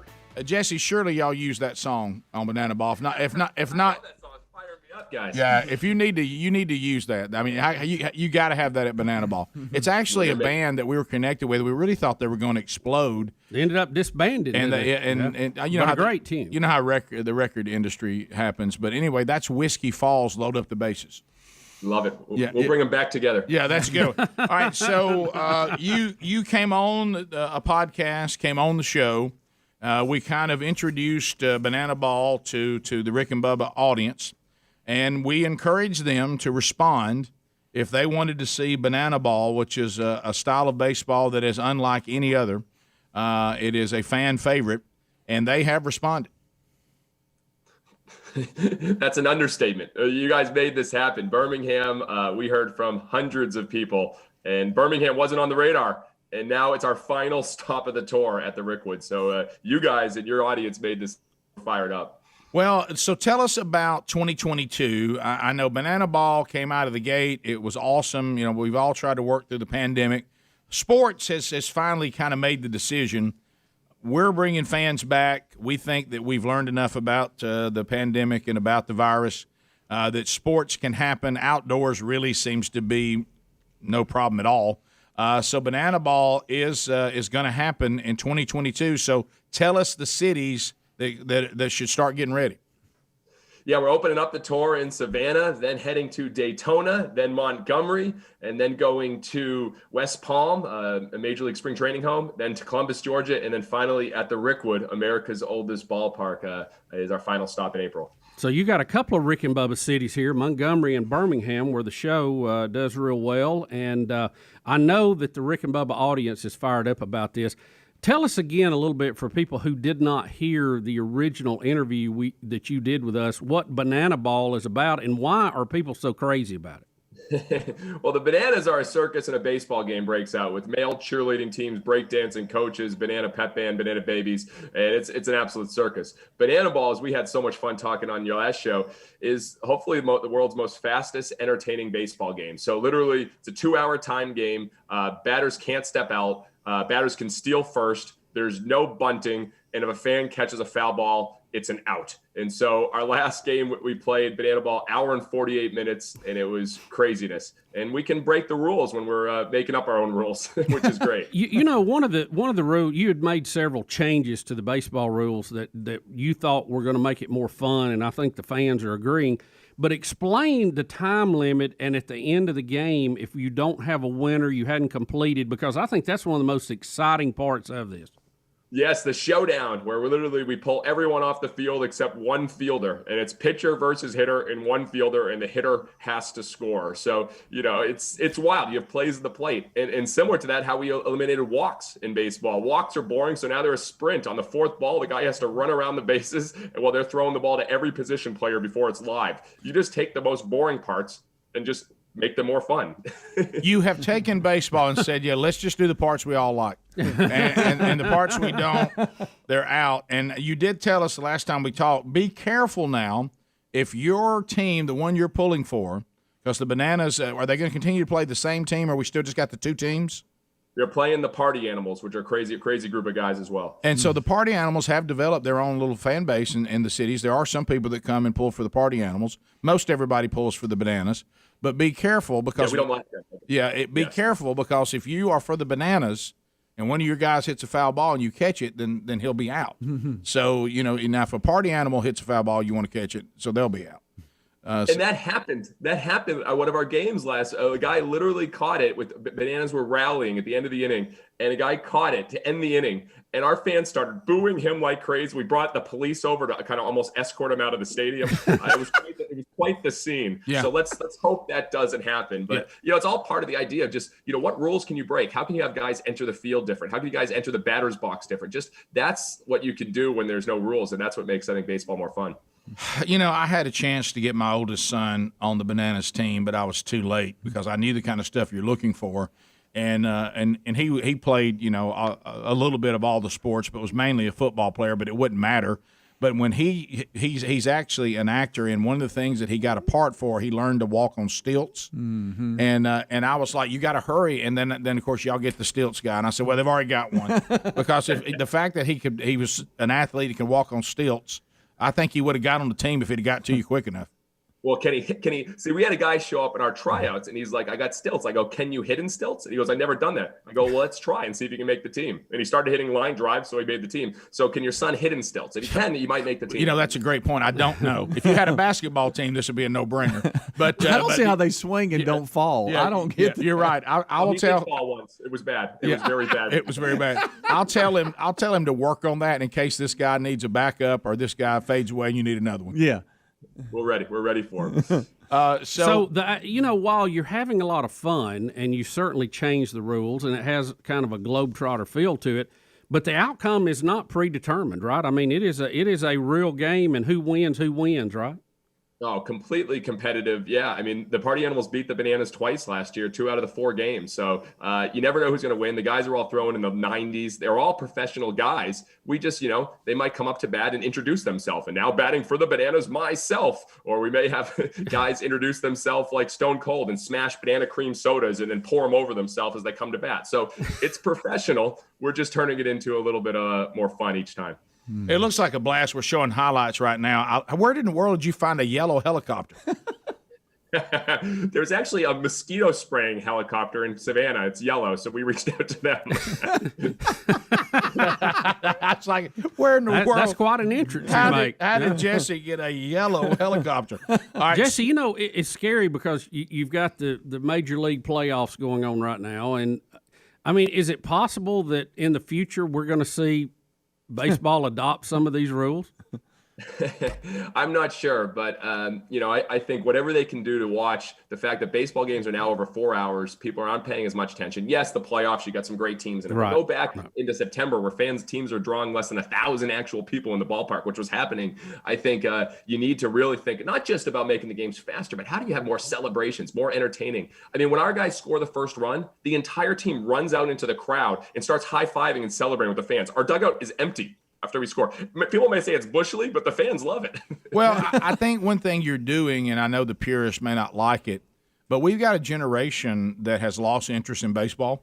And I think what you guys are doing, if everybody will just calm down who are purists and don't like it, you guys are being used, I think, in a wise way to use this approach to actually introduce people to baseball again that may fall in love with it. Mm-hmm. Yeah, I mean, I appreciate it. It's wild. I mean, we have fans come in from over 20, 30 states almost every game this year in Savannah. We had one fan drive 40 hours from Utah for a game with his family. And, they're wanting to see something different. They passed how many baseball stadiums to come see the Bananas? So I think that's the key. Provide something dramatically different and see, ooh, I actually like parts of this baseball game. I want to see baseball a little bit different. And I think that's kind of the goal. Now, which player is it here has the flower girl helping him get to the batter's box? Yeah, that was Dalton Malden. He's actually a big singer. He played with us at the end of the season. But yeah, he had a flower girl escort him to the plate. And Bill Leroy, Barstool Sports, called him the future face of baseball. He's the guy that introduces himself. He's always mic'd up. Yeah. He does interviews in bathroom stalls. I mean, he's crazy. And he'll be joining us. So yeah, there's some personalities, but these guys can actually play. That's what's crazy, even amidst all the chaos. How do you, Jesse, or is it more than? Are you kind of the dictator of Banana Ball? Meaning you kind of make the decisions, or do you have a staff? Are you the commissioner? Are you a board? Because what I'm thinking is a guy comes in and said, I'd like to be considered. You're at a tryout. Are you the one who says, put him on the Party Animals, or he's a banana? Mm-hmm. Like I come and I try out. What are the things that you decide which team I should be on? You know, it's funny. There's a lot of interest from some big networks about streaming the tryout because you get guys coming from all over the country. But literally, I mean, we have a TikTok contest. We have a dancing part of the tryout. It's not just play baseball. We want to see the entertainment. So it's a ridiculous tryout. But at the end of the tryout, both teams will have a draft. So the coaches, and we're talking to a few Major League Baseball names that people know that could be the coach that will actually dictate who will play on the team. So it's a draft, and I try to get a few more bigger characters on the Bananas, but we'll see what happens. All right. Well, the tour is set in Savannah, Georgia, Daytona Beach, Florida, Montgomery, Alabama, West Palm Beach, Florida, Columbus, Georgia, and Birmingham, Alabama, Rick and Bubba home market. And if you want to go see the Bananas play one time or all 6 times, you can go right now to the SavannahBananas.com. The SavannahBananas.com. All the information, I guess tickets are available. You can roll them now? No, we have to do, to be fair to each city in the market, we have a priority list. So we already had over 3,000 fans join the priority list just yesterday. Wow. So you have to get the priority list, and then we'll let them go. And that's why we've been so fortunate. Every game's sold out. You try to, get everyone to have that opportunity at the same time. So that's so go to the website now and try to get on the priority list. Mm-hmm. Yes. We're looking forward to this. I mean, we have at least 2 chances to see it, so we're excited about it, Jesse. Thanks for sharing with us. Yeah, Jesse, thank you. Yeah, if you look at Montgomery, Alabama, Birmingham, Alabama, and even Columbus, Georgia, that's all in Rick and Bubba world there. And but you can get any of the 6 opportunities you want to find out about it and the dates. They're all there.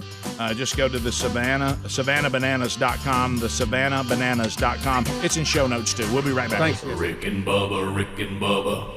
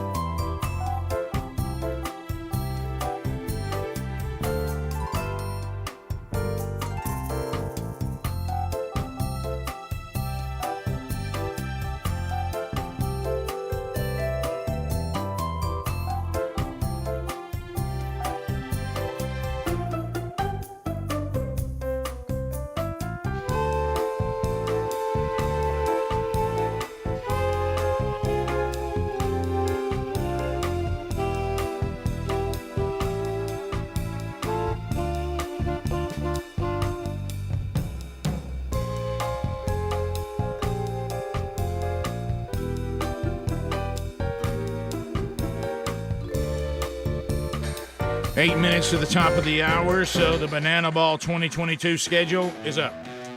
Are you looking to your small business?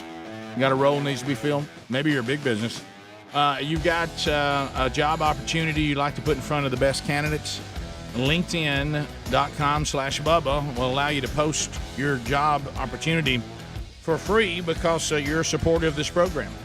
And they'll take it and they'll put it in front of their 770+ million people.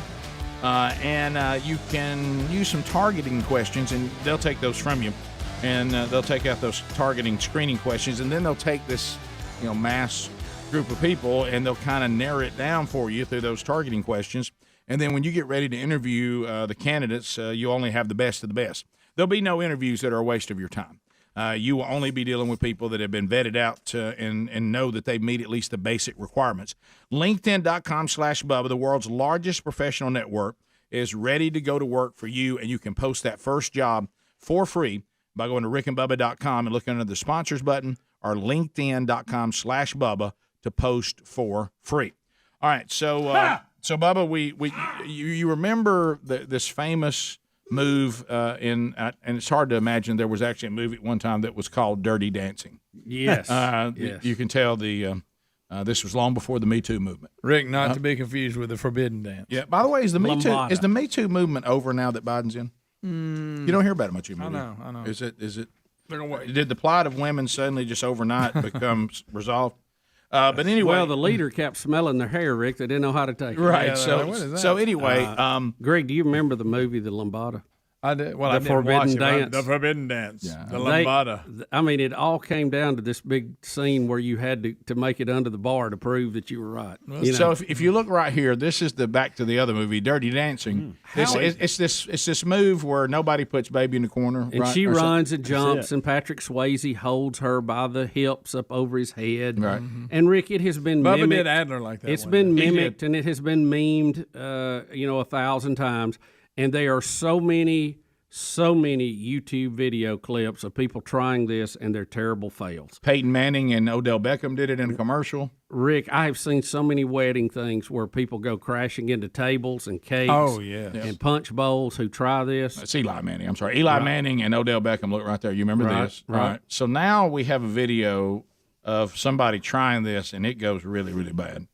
Because it can't, as you said. I have not seen it go this bad. Yeah, this is, look right here. So here it is, and it just goes, she's trying to stretch out, and then she goes over backward, and he pulls her whole dress off. Oh, my goodness. And she's laying on the sidewalk. I guess, is that sidewalk? I guess that's a sidewalk, Yeah, isn't they're it? outside. It's dark. Looks like she maybe goes New all the York way over City. his head, and he tries to keep and her whole dress gets ripped off. And he rips her dress completely off. She's down to just underwear. And there it goes. And he's There goes the dress. And now I'm laying in the streets. And Bad enough I fell. Yeah, so there she is in her underwear. Yeah, and that's one of those things I think where you think it's a wonder she didn't get hurt. Look how she falls. Oh, I know. Yeah. It's a wonder she didn't break her neck. Yeah, it's but she ends up falling on her back. Unfortunately for her, in her underwear, out on a public street.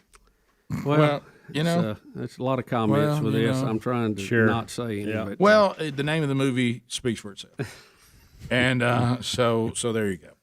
I don't know whether you are following this weird stuff that's going on in Virginia, involving this gubernatorial contest. Boy, it has really got crazy, hasn't it? Did you know how to pronounce McAuliffe? Is that how you say his name? That's how I've always said it. Terry McAuliffe. He was. You remember he was one of Bill Clinton's cabinet advisor, political people. He was one of the insiders with Bill Clinton. And then he went and ran for governor of Virginia, was elected. I don't know if he served one, or I forgot what their term limit is. Anyway, he had to, he could only run that time he ran, and then he's been off, and now he's running again. Yeah. He's gone back. So apparently whatever limitation it was in consecutive terms. But he's come back. He's been a big lead. He's been way ahead in this, and the Republican has closed the numbers on him dramatically in the last 2 weeks. Yeah, well, everybody has signed me up for MoveOn.whatever and all the I'm on Kamala Harris's stuff and President Biden. Thank y'all for that. And we really appreciate it. And they've all been emailing me saying too close to call. This is too close for comfort. Send your money. Too close for comfort. Well, we've got a number of videos here involving this. But first, have you seen Rudy Giuliani's video of him pretending to be Abraham Lincoln? Y'all told me about this, and it was so disturbing I hadn't looked at it yet. Yeah, he's trying to get Virginia voters not to pick this the real Rudy, the gubernatorial candidate, Terry. How you say his name? McAuliffe. That's the weirdest spelling of McAuliffe I've ever seen. Well, Rick, Bubba? I'm probably close. I'm not exactly You're right. basing it on Bubba's translation. Please look, Greg. Bubba. Look at this. Look. Rick, that's not Vote against the man who dishonored our past by selling my bedroom hundreds and hundreds of times to scoundrels in a pay-for-play scheme. In my time, we had a name for men who sold bedrooms for one night. In your time, the name is Terry McAuliffe, and the Clinton flees once and for all. Is that Rudy? Now, how do we know that's Rudy? It doesn't look like Rudy. Are you sure it's the real Rudy? It's Rudy Giuliani. By the way, you remember that weird thing he got in with that Sacha Baron Cohen tricked him? Yeah, Well, at least his hair dye's not running. He's put an Abraham Lincoln. That was bad. Yeah. That was bad. Watched the Abraham Lincoln documentary this past weekend. Interesting. Yeah, I sure did. I don't want to ruin it for you. He gets killed then. No, I'll tell you this. He lived a harsh life. Yeah, he did. He's a weird looking dude too. Greg. He was.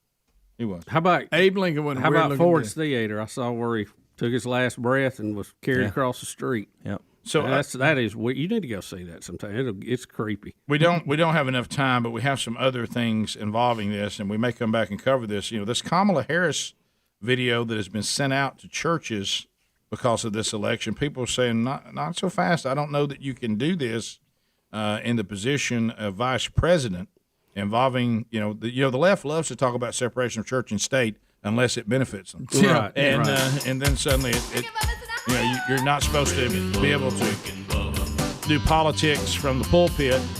Yeah, it violates their tax-free status. Right. And a lot of this has been going on for many, many years, but this is very blatant, and it looks to be illegal by most accounts. Top of the hour. If you're with us, we'll cover that when we come back. Rick and Bubba, Rick and Bubba.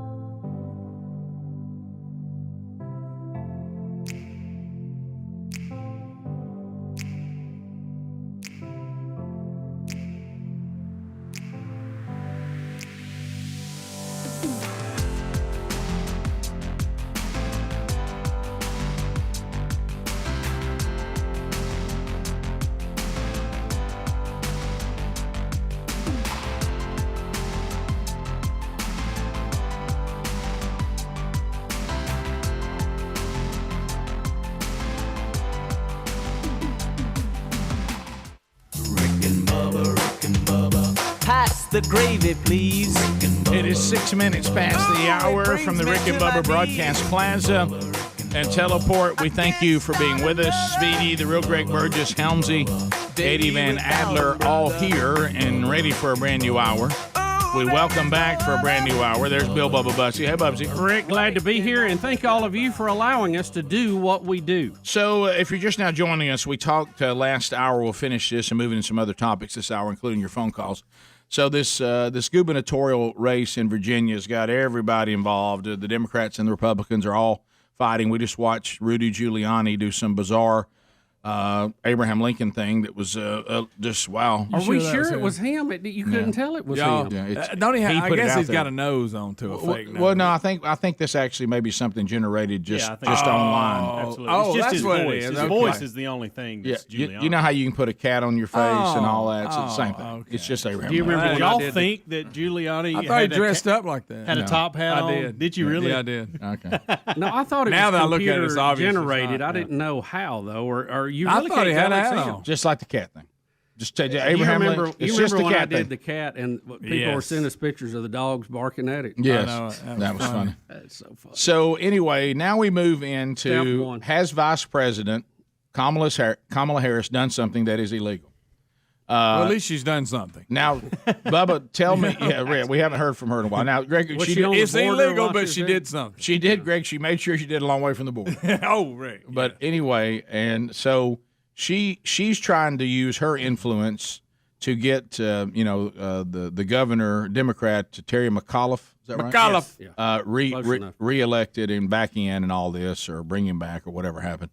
And so she has put together a video that a little over 300 black churches across Virginia will hear, and it will be Kamala Harris. And they're going to put them in the church, like you're sitting there watching your announcements at your church service, and all of a sudden Kamala Harris is going to come on and say this right here at church. Greetings, everyone. So when I was growing up, we sang in the choir at Oakland's 23rd Avenue Church of God. We sang hymns about how faith combined with determination will see us through difficult times.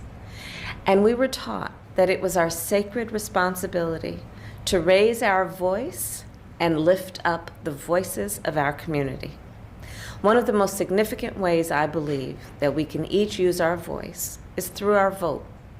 So Virginians, you have the opportunity now to raise your voice through your vote, because it's election time. As you know, this is an important election coming up on Tuesday, November 2nd, and early voting is already underway. I believe that my friend Terry McAuliffe is the leader Virginia needs at this moment. Terry McAuliffe has a long track record of getting things done for the people of Virginia. When he was governor, in the wake of the recession, you'll remember, he brought 200,000 jobs to Virginia. Incomes went up and unemployment went down in every city and county in the state. And now, Terry McAuliffe is stepping up again with a clear vision about how to rebuild Virginia's economy for the future. To raise the minimum wage, to make health care more affordable, to give every child a world-class education. Virginians, you deserve a leader who has a vision of what is possible and the experience to realize that vision. Terry McAuliffe is that leader. In 2020, more Virginians voted than ever before, and because you did, you helped send President Joe Biden and me to the White House. This year, I know that you will send Terry McAuliffe back to Richmond. So early voting has already started, and this is the first year that you can vote on Sundays. So please, vote after today's service. And if you cannot vote today, make a plan to go vote. Go to iwillvote.com. All right, so here's the problem. Yeah, I thought if she just said, hey, be sure and go out and exercise your right to vote, but she's not doing that. Elected officials have spoken in churches from the pulpit many times. There has been issues in the past with certain communities with the pastors basically telling his congregation who to vote for. That's where it first started becoming a problem. Then you had other churches where voter guides were being passed out. Okay, and this is on all sides of the aisle, and this is on all groups of churches and races and all this stuff. Okay, it's kind of evolved. Now, where they started getting into problem, the voter guides were talking about issues and why the church was behind this issue or that issue, but that's where they had to stay. They couldn't get into endorsing a candidate. Right. When they cross over into endorsing a candidate, by law, they are threatening their tax-free status.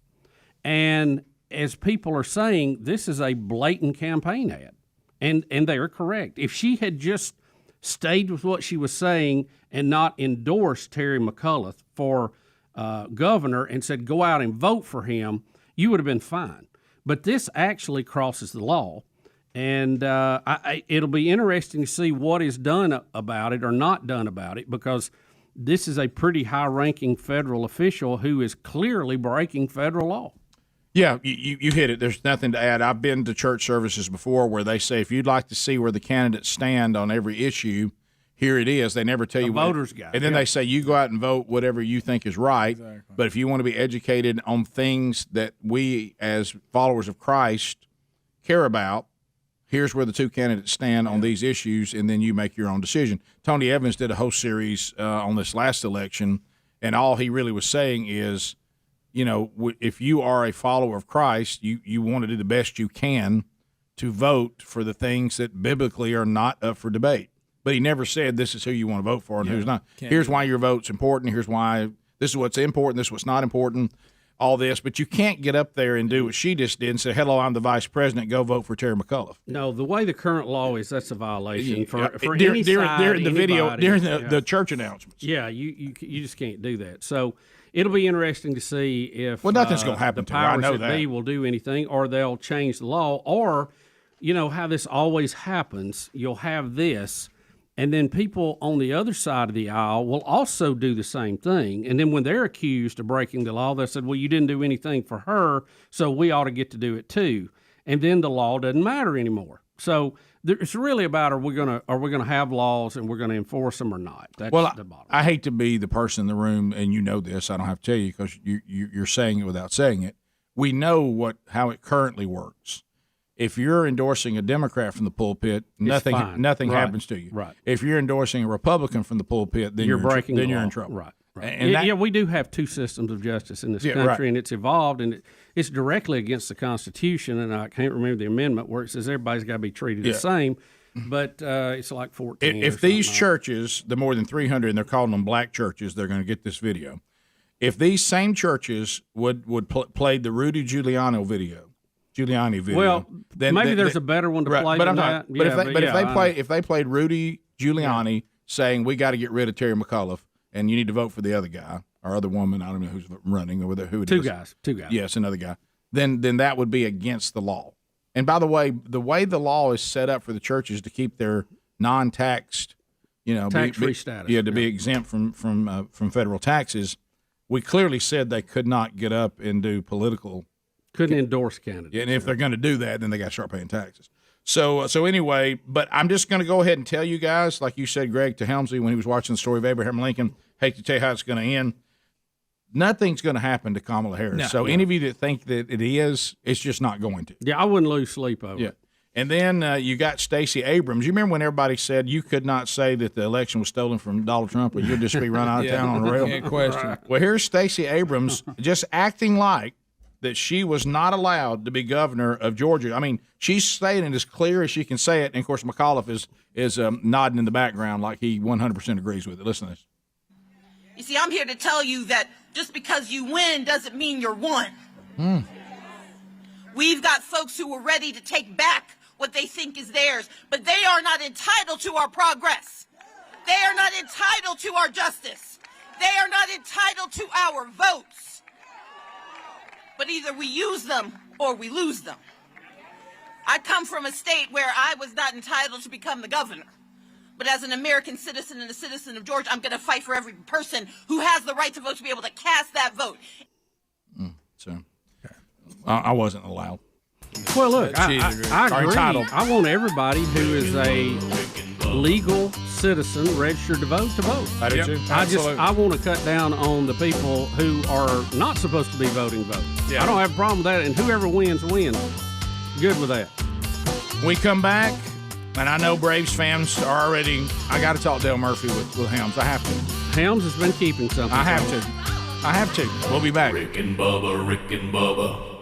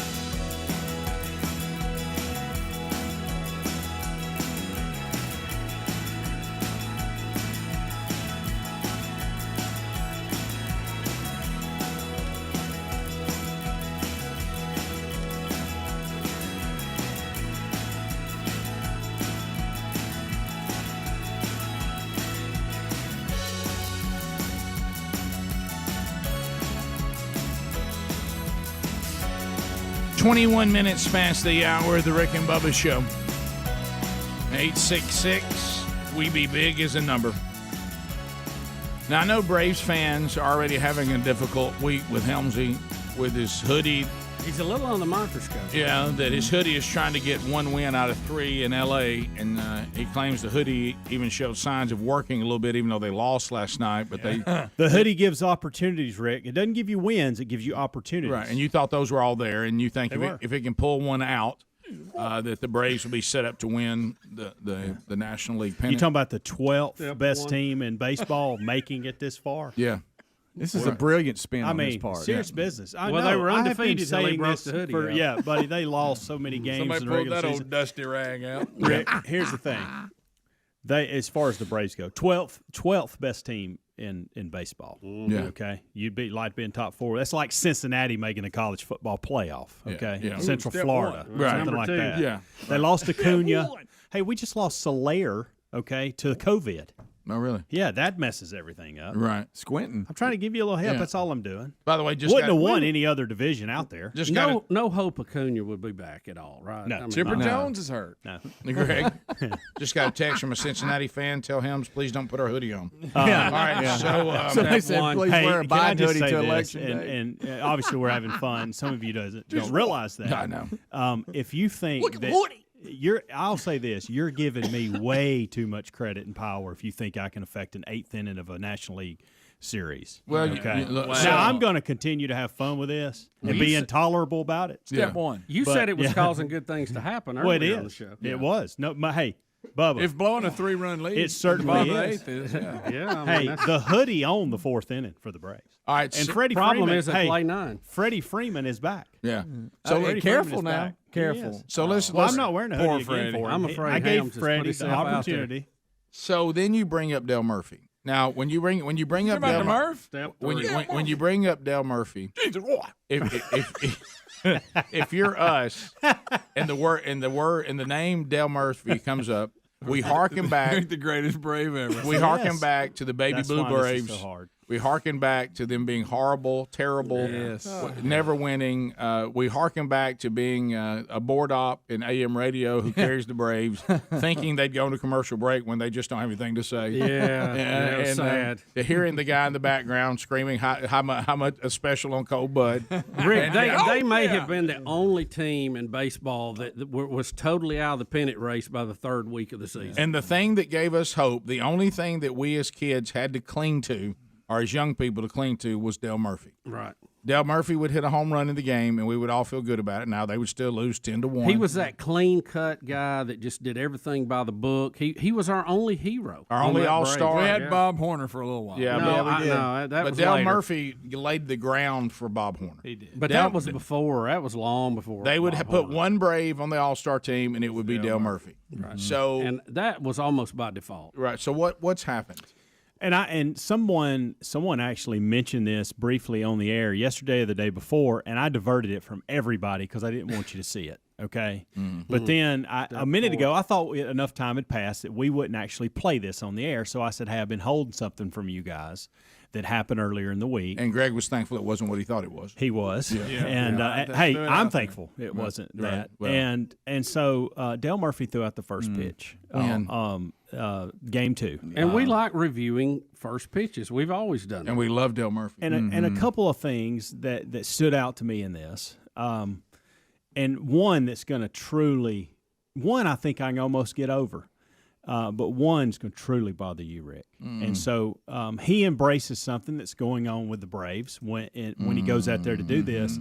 And then his first pitch – I got to tell you, I struggle to watch it because we have this memory. I mean, to Greg's point on Horner, it wasn't a picture. I was Dale Murphy and Jay was Bob Horner. That was we were the dynamic duo. Right. But in all fairness, Del Murphy was not a pitcher. No, but he had could throw, a though. firing arm He from could. center field. Oh, he could. He oh gunned my somebody in the goodness, second. Rick. Oh, what are we doing? And so I again, I didn't think we would play this, but I It's kind of Here funny, we go. Here he actually. comes. Can I do audio? No? he says thumbs up. Aged a little. 65. Hank Aaron jersey and his own jersey. There he got is. to the mound, and then he broke out the Austin Riley jersey. How about that? Also broke out the pearls That was made of pearls. Rick. Just like no, John don't put the Peterson pearls wears. on Dale. Dale Murphy's now locked in with the Atlanta Braves. Got a huge ovation. Very somebody's cool grandmother. moment before the game. That was Greg, by the way. Can he not throw any better than that? Well, that's. I know he's 65, but I mean, Well, he short hopped it to the plate. At least it was you know, It was on. in It the was right on. direction. Yeah, it was online. It was right in front of the it plate. wasn't much of an effort, though. No, it wasn't. No. Well, he was Like holding he's that playing- other jersey. And Like he's That's playing not like catch with a Dale. grandkid or It's something. not like Dale at all. He pulled the pearls out. Yeah. Who a who big on thing. first pitches have we seen that threw the best heater? I mean, really threw one up there. Do you remember one? George W. Bush. Yeah, I was gonna say that's one. Well, of the it best was ones pretty ever. good. Circumstances. But anybody Yeah. throwing one harder than that? Trump threw one harder than that. Trump's wasn't bad. Yeah. Yeah. You remember Bush threw one? He had a bulletproof finish is vest to on, be- too. That wasn't easy.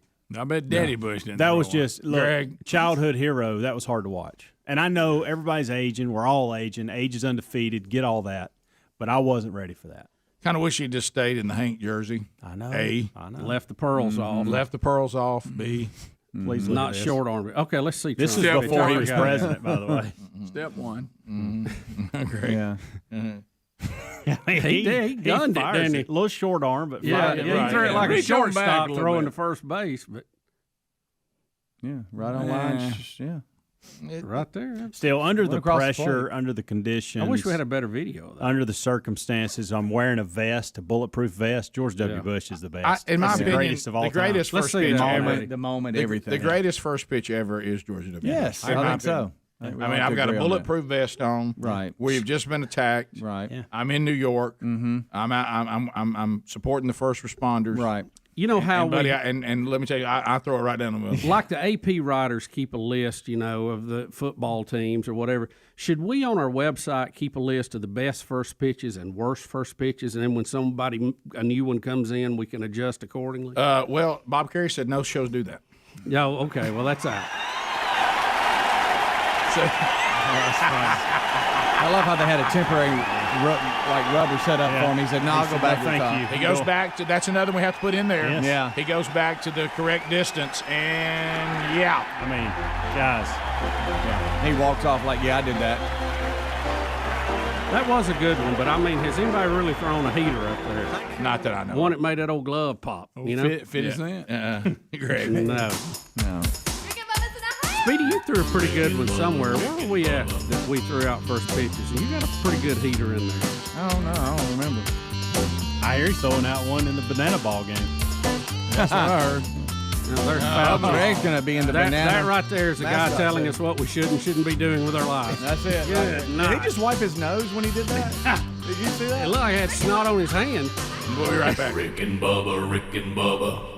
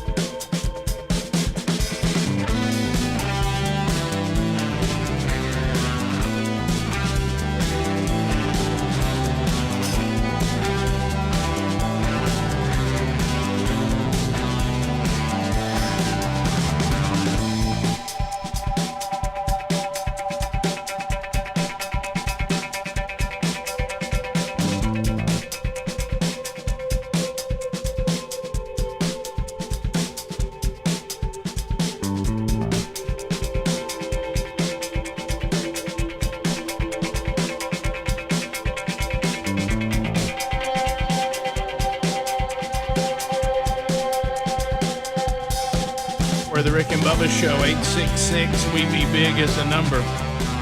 John, thanks for the Florida email out of Florida. 6 weeks now, he says. I've been taking Relief Factor. Look, I'm not one to get caught up in trendy things, but after hearing about it on the show for a long time, I finally decided to give it a try. After 4 days, the pain in my knees went away, literally gone. Constant pain I had been dealing with, even trying to sleep, that's gone. I was taking 800 milligrams of ibuprofen 3 to 4 times a day, and that's how bad it was. I'm not doing that anymore. So now I'm taking the all-natural, the 4 botanicals, Relief Factor, and the pain that I was struggling with has completely gone. Man, I hope that'll work for you, too. I take it every day. It certainly helps me as well.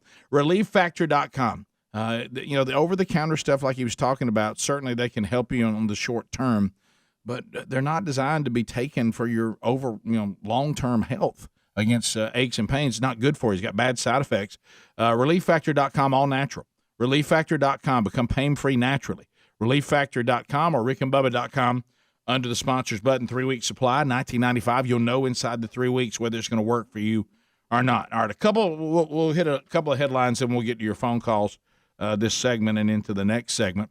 Bubba, we have a mysterious object that has slammed into Jupiter again. Japanese astronomers have captured a bright light flashing on the gas giant a month after the previous impact was observed. Now, this is a tough piece of video here.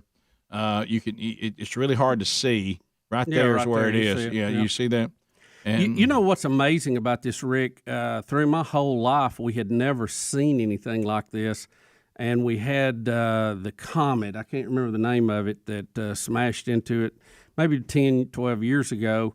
And we knew it was coming. We had everything looking at Jupiter. We saw the pieces of it smash into it. But since then, we have been able to video and capture things landing on Jupiter, crashing into it several times. Now, it's the biggest planet in the solar system. It has a huge magnetic field, huge gravitational field, and it just pulls so many things into it. We had the story, a week ago. Some scientists had done some studying and recreation with computer animation, and Jupiter really should be called the guardian of the Earth because its gravitational field, I should say, protects the Earth from being hit by so many things and so many asteroids and comets that would get into the inner planets that could hit the Earth, but they're all soaked up by the giant gravity monster we call Jupiter. Yeah, so there's that footage. Video 1, Adler, just let me know when you have it. So the new thing, too, we have to talk about is because we're having a supply and demand problem, okay, now since we have a Democratic administration, they have to act like that the supply and demand situation not only isn't a big deal, it's actually a good thing.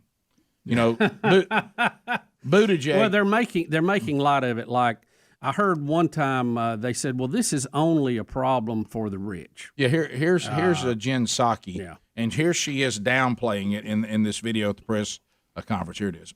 Just a question on the timing on the supply chain issue. Yeah. Actions that the president has taken.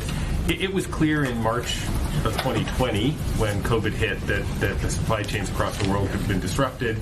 Even as the sort of work to fight back against COVID proceeded, it was crystal clear that things were not improving on supply chain. People couldn't get dishwashers and furniture and treadmills delivered on time, not to mention all sorts of other things. So why is the tragedy of the treadmill that's delayed? Right, the problem. So they're making fun like the only thing that's delayed is a treadmill. But if you go in and look at the shelves, he could have left treadmill out. Yeah, go to a car lot and see how their supplies looking. Any of them. Yeah. Any of them. This is not one or the other. Go to the grocery store. Yeah, go to the grocery store. You better not need Gatorade. Try getting, as they were talking about appliances, if you need a dishwasher refrigerator to fit your setup at your house, good luck. Right. Good luck. You might find one, but it ain't going to match. And any hope of getting one is months and months away.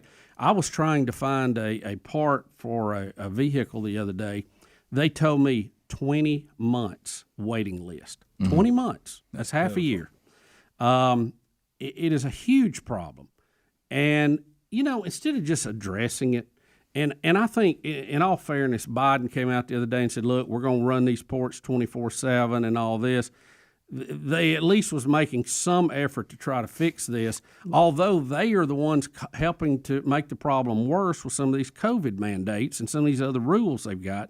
But then for her to stand up there and joke about it like, well, yeah, somebody's going to miss a treadmill. Yeah. See, they're trying to once again make this a rich versus poor thing. Yeah. Trust me, when there's no toilet paper at the grocery store, it affects everybody. It doesn't care what your income is. Well, look at the price of everything because the supply is so low. Yeah. And look, you know how the audience acts, and we do this stuff on the fly. 20 months is nearly 2 years, but I know what you meant when you. What did I say? You said half a year. I'm sorry, 20 weeks is what I meant to say. Okay, you said 20 months, and I was like, wow. I want to be corrected. Thank Right. you. But I always stand to be corrected. Right. And the only reason why I did that is I usually don't catch those things because I say those things too. Right, But right. the audience, I meant trust weeks. me. Hey, It was a misspeak on my part. Hey, trust me. The audience, they don't miss them. Well, I know. Cheryl's still out there. But anyway, so but how about that? 20 weeks is 20 a lot. weeks. It But, is. but with the supplies right now, What about 20 months? If somebody tells you 20 months, I wouldn't be that surprised, honestly. No, I thought he was right about the months. He just said half a year. I did too. I thought, I did man, too. 20 months. Look, I'll tell you this: there's money that I was ready to spend that I'm not spending because it wasn't completely necessary. Right. For function of life. Yes. And I was told that we will never be able to get the supplies for that building project, so you might as well not do it. Right. I know another friend of mine who was going to completely move into a rental house and build a house, and then rent out to the house he was leaving because he was going to a rental house because the house that he lived in was going to be completely redone, and that whole project. The complete project was totally canceled because they said we can never get what we need to do this. Wow. Not. I mean, you would be in that rental house for forever, and so he's like, well, that didn't make sense. So they shut the whole thing down. Then moved back into a house that they kind of had left in the remodeling condition. And now they're like, all right, now we got to go back and live in it. But if you look at the grocery shelves, and Adler was just showing you, she can grab that one, and you're right, he should have never given her the option of the treadmill because she was on that she's thought, oh good, I can be a smart aleck now. Right. And then Buttigieg's trying to convince us after he's come off paternity leave, he's trying to convince us that this is all a good thing. Yeah, the demand's so high because people are spending money. Because it's on him. No, the reason that shelves are empty is there's not enough stuff there, and Right. if again, Well, there's just chips sitting out. be honest, Yeah. okay. COVID disrupted the supply chain. Do everything you can to get it back in order. Step one, quit paying people to stay home and not work. Step two, knock down all these ridiculous rules that you've got that is preventing people from being truck drivers and working on the docks. And let's get these ships unloaded and get them to the people. That way they will spend money. That way the jobs, more jobs will be taken, and you can actually get credit for it. You'll look like you're helping to solve a problem instead of pushing an answer that fits your agenda that doesn't work. Doesn't work. Yep, there it is. Look at all that. Yeah. Have y'all seen the pictures of all the ships? Oh yeah, Off the coast of California. Well, And a lot of them are going to run out of supplies for the crew and going to have to dock and go somewhere else, and you're not going to get that cargo. The couple that we are now accusing of selling the nuclear submarine secrets. Oh yeah. Yep. Now we're figuring out that the teacher that is now being accused of helping her husband do this.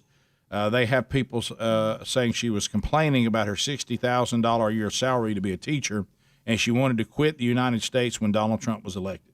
They've now been indicted by a grand jury. Look, here's the thing. My position on this is really clear. I don't care what their politics are. I don't care who they like, who they dislike. If you sold our secrets to a foreign power or thought you were, and you're caught and you're convicted, you need to face the firing squad. End of case. I don't have a problem with it. And I'm non-negotiable. We'll come back. Your phone calls are next. Step one. Step 9, lights out. Step 9. Are we at step 9? It will be. Yeah. You had my way of doing Right. Don't really care why you did it. Don't care. We're not selling our secrets to foreign powers. Nope. Of course, if they're not held accountable, we'll keep doing it. Oh, yeah, they'll line up. We'll take your phone calls next. Rick and Bubba.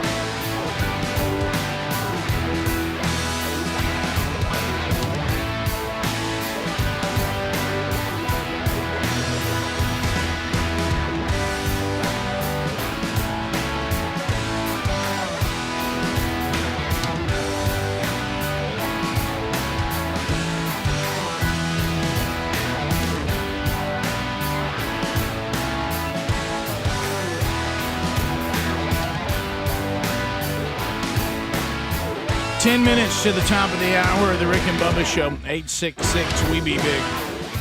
Wednesday Bible study back today. Watch it at noon Central Time, 1 o'clock Eastern on our Rick and Bubba YouTube channel. Adler will archive that soon after, and you'll have it available on the YouTube and podcast channels for your own consumption. And we'll put links on our social media like we do most every Wednesday as well. All right, so let's go to the phones. An anonymous caller out of Alabama. Anonymous, welcome to the Rick and Bubba Show. How are you? Good. How are you? Fired up and ready. It's all we know. It's all we know. Hey, in all seriousness, if you want to see the best first pitch in baseball history, you need to look up Colin Kaepernick's first pitch. Colin Kaepernick's first pitch? Never seen that before, I don't think. If I have, I don't remember it. I understand he's a former quarterback and a former baseball player, but, I mean, it's still obviously the best first pitch compared to the rest of them. So he heated it up? So he throws some heat? Oh, yeah, he ran back. Somebody said he could have been a pitcher in the Major League, but they wouldn't let him pitch because he's black. All right, we'll continue. I'd like to see the pitch. Look, if you throw a first good pitch, you get credit. Right here? Boy, he did hum it. You can't hardly see it. He's going from sunlight to dark. It's hard to see it. It's hard to see. Sure, there's a better angle. I can't see the ball here. It's too much shade. Well, he reared back to throw it. We can't really see the pitch. Right? Yeah, he did. He definitely looked like he threw it hard. It's got Greg choked up over. Good for him. Let's go to Greg. We'll find better video. Don't get upset. Yeah, Greg. I know you can be that mad about it. Step 3. Let's go to Fort Worth, Texas, where Brett is standing by. By the way, our Brett numbers and Brent numbers on the show are through the roof. Incredible. That and Fort Worth numbers. Brent, go ahead. Yeah. Hey, how's it going? Good. Hey, one of the unintended consequences I think that we're going to see from the supply shortages is these driving schools are cranking out new drivers, just one right after the other, and it's going to overload the roads with inexperienced drivers. Step 1. I was driving to Starkville last weekend, and of course for some reason I don't know whether I'm raising a speedy or what, but this thing with me and Big Love and the toll bridge, it's $1.50. He won't use the toll bridge, and I said that's shorter to Starkville and back. He goes, no, I don't do that. I just go the. Is it about the change? And I'm like, son, well, you don't even have to have that. They take debit cards or whatever. I'm like, son, it's $1.50, and it cuts off you having to go through Tuscaloosa. Yeah. He goes, no, I like to go through Tuscaloosa. What? I'm like, what? Rick. He goes, that's the way I always go. I know that, but that's wrong. It doesn't make sense. Yeah. But anyway, on that little road on the toll bridge, I see just what the caller talked about. Hey, we need drivers. We need drivers. No. Here's our employee package. I mean, we're going to give you this and give you that. Mm-hmm. And so you're right. There's a lot of people that's going to be behind the wheel of an 18-wheeler that's a rookie. I sure wish we had all those. There'll be an influx of rookies. Did I see where they were trying to get them? I didn't realize it. The lower the age to 18. I think it'll be 21 now. Yeah. CDL. I really wish we had not pulled up all those railroad lines, years ago. Now you're talking about another one of my family members. Sherry Burgess is pro railroad. Oh yeah, she thinks we should have never got away from the railroad the way we did. Well, it was a little quick. Mm-hmm. Well, I had a caller earlier who works for the railroad said they're about to mandate them, and you're going to see it. Everybody walk off. So we're going to mandate people who work for the railroad to get a vaccine? Yes. Now, why would we do that? That's what he said. He said, and you're going to see people walk away. I want you to just think about just a stereotypical railroad worker. You think they're going to take a vaccine? No. Let me tell you an industry that is about to really take off. That is fake vaccination cards. Yes, step 1. Rick, now you're in it. Here's a better angle of the Colin Kaepernick pitch that Greg was being such an ass about here. Okay. Thank you. And that's heat. He did throw it. Did y'all? That's heat right there. Mention Nolan Ryan at 60 threw it like 86 miles an hour. No. I'd like to see that one. Yeah. Hey, that was a good angle too. Look, I don't always agree with the cap, but that was a good pitch. That was a great pitch. That was. And also, I hate to say it, Adler, this is where Greg's negativity, he got what he wanted. Yeah. You see? The audience won we're gonna because show of a pitch. Greg's negativity. You can't play to Greg like that. Rick, I'd like for you the rest of the show to call him Corporate Greg. Because that's what he's doing now. Oh, you're working on your corporate stuff? Yeah. I'm just multitasking. There's corporate Tom, and now there's corporate Greg. A little multitask going on. You keeping up with employees who are still working for us today? Well, boy, that list grows. We got some turnover, don't we? We do. Is this Nolan Ryan? I think so. That's old Bobby Ray there. Yeah, That's Nolan Ryan. That's the Texas flag. And that Bobby Ray from over at the plant. Oh, they got the kick. Wow. Yeah, that's pretty good. He brought it. Wow. That's pretty good. But that don't count because he's a pitcher. Greg likes that video, Alec. Good job. That is. Let's see it one more time. Let's see it one more time. Guys, we act like Nolan Ryan being able to throw a good pitch is something. Can you celebrate anything? But think about it. Greg, you see Del Murphy? You see Del Murphy? Greg, just fight that negativity. You're Come telling on. me Be that y'all were positive. surprised that Nolan Ryan had a good first pitch. At this age, yes. I don't know No way. Ricky played till he was 100. With that kind of velocity on it? Greg, if you thought Del about Murphy? a B12 shot. Murphy wasn't a pitcher. But he could throw it from the outfield all the way to home plate. But he's got issues. He's got issues. I think a B12 would go a long way with you, pal. Hey, y'all ain't gonna believe this. Nolan Ryan, one of the greatest pitchers of all time, had a good first pitch of the game. We didn't say good What, first are you pitch. We're kidding talking me? about the velocity for that age. Wait a minute. Time out. You mean to tell me Hall of Famer pitcher? If we could keep it in context. We just said it was a good first pitch. I wonder who's thrown the hardest. Yeah, that was a good only first pitch. celebrities. I think I think Colin Kaepernick might throw on a better pitch than Nolan Ryan. I don't know. He's a professional football player, Greg. Yeah, that's kind of borderline. I wasn't surprised he threw a good one. Okay. You were surprised that Colin Kaepernick threw a good one? I didn't. I wasn't surprised by it. Who would you be surprised by? Let's say like a mayor? Morgan Freeman threw some heat. Well, you know, he bought Bubba's condo. Yeah, he was down there. He did. There was my opportunity. I walked right in. Did you love when I had it all on the plate? Yeah, That's what you say. I knew it was coming. Let's go to Wendy in Sims, Alabama. Wendy, go ahead.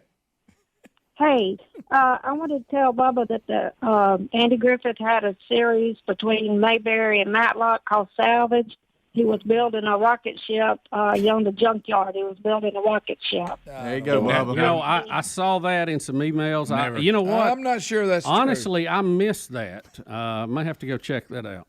All right. What That one about got this? by me, Rick. Would you be surprised as many troubles as Joe Biden has walk-in, talk, and everything? Oh, he steps up and throws if like a Biden 90-mile-per-hour threw fastball. Oh, that'd be the biggest surprise ever. If he could just find his way to the mound and move his arms as he walks, it'd be When I was a impressive. kid, my dad said, "Joey, throw that ball. You got to throw some heat. Step one." Did you see the thing for salvage up there? What Alec just put up there? Savages?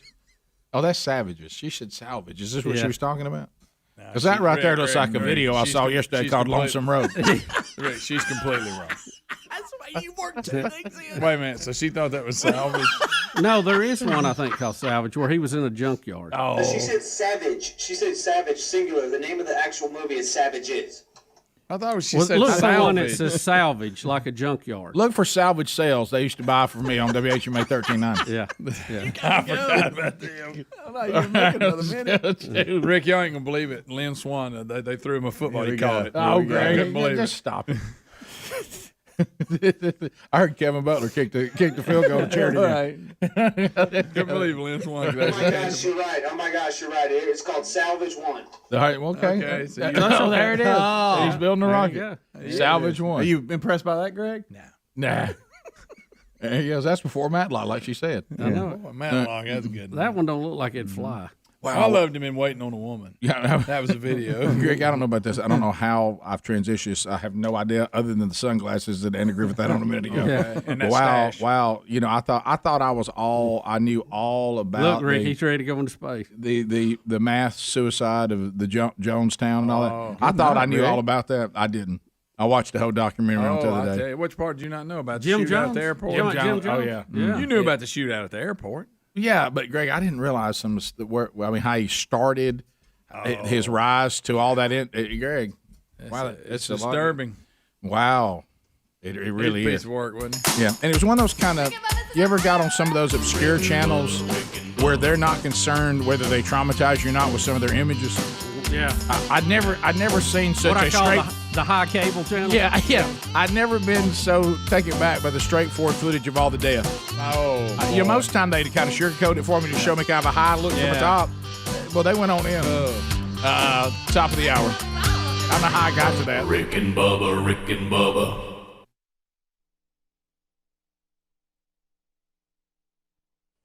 Hey, thank you for watching Rick and Bubba live on our YouTube channel. We're here live every Monday through Friday. Be sure to subscribe and hit the little bell for notifications.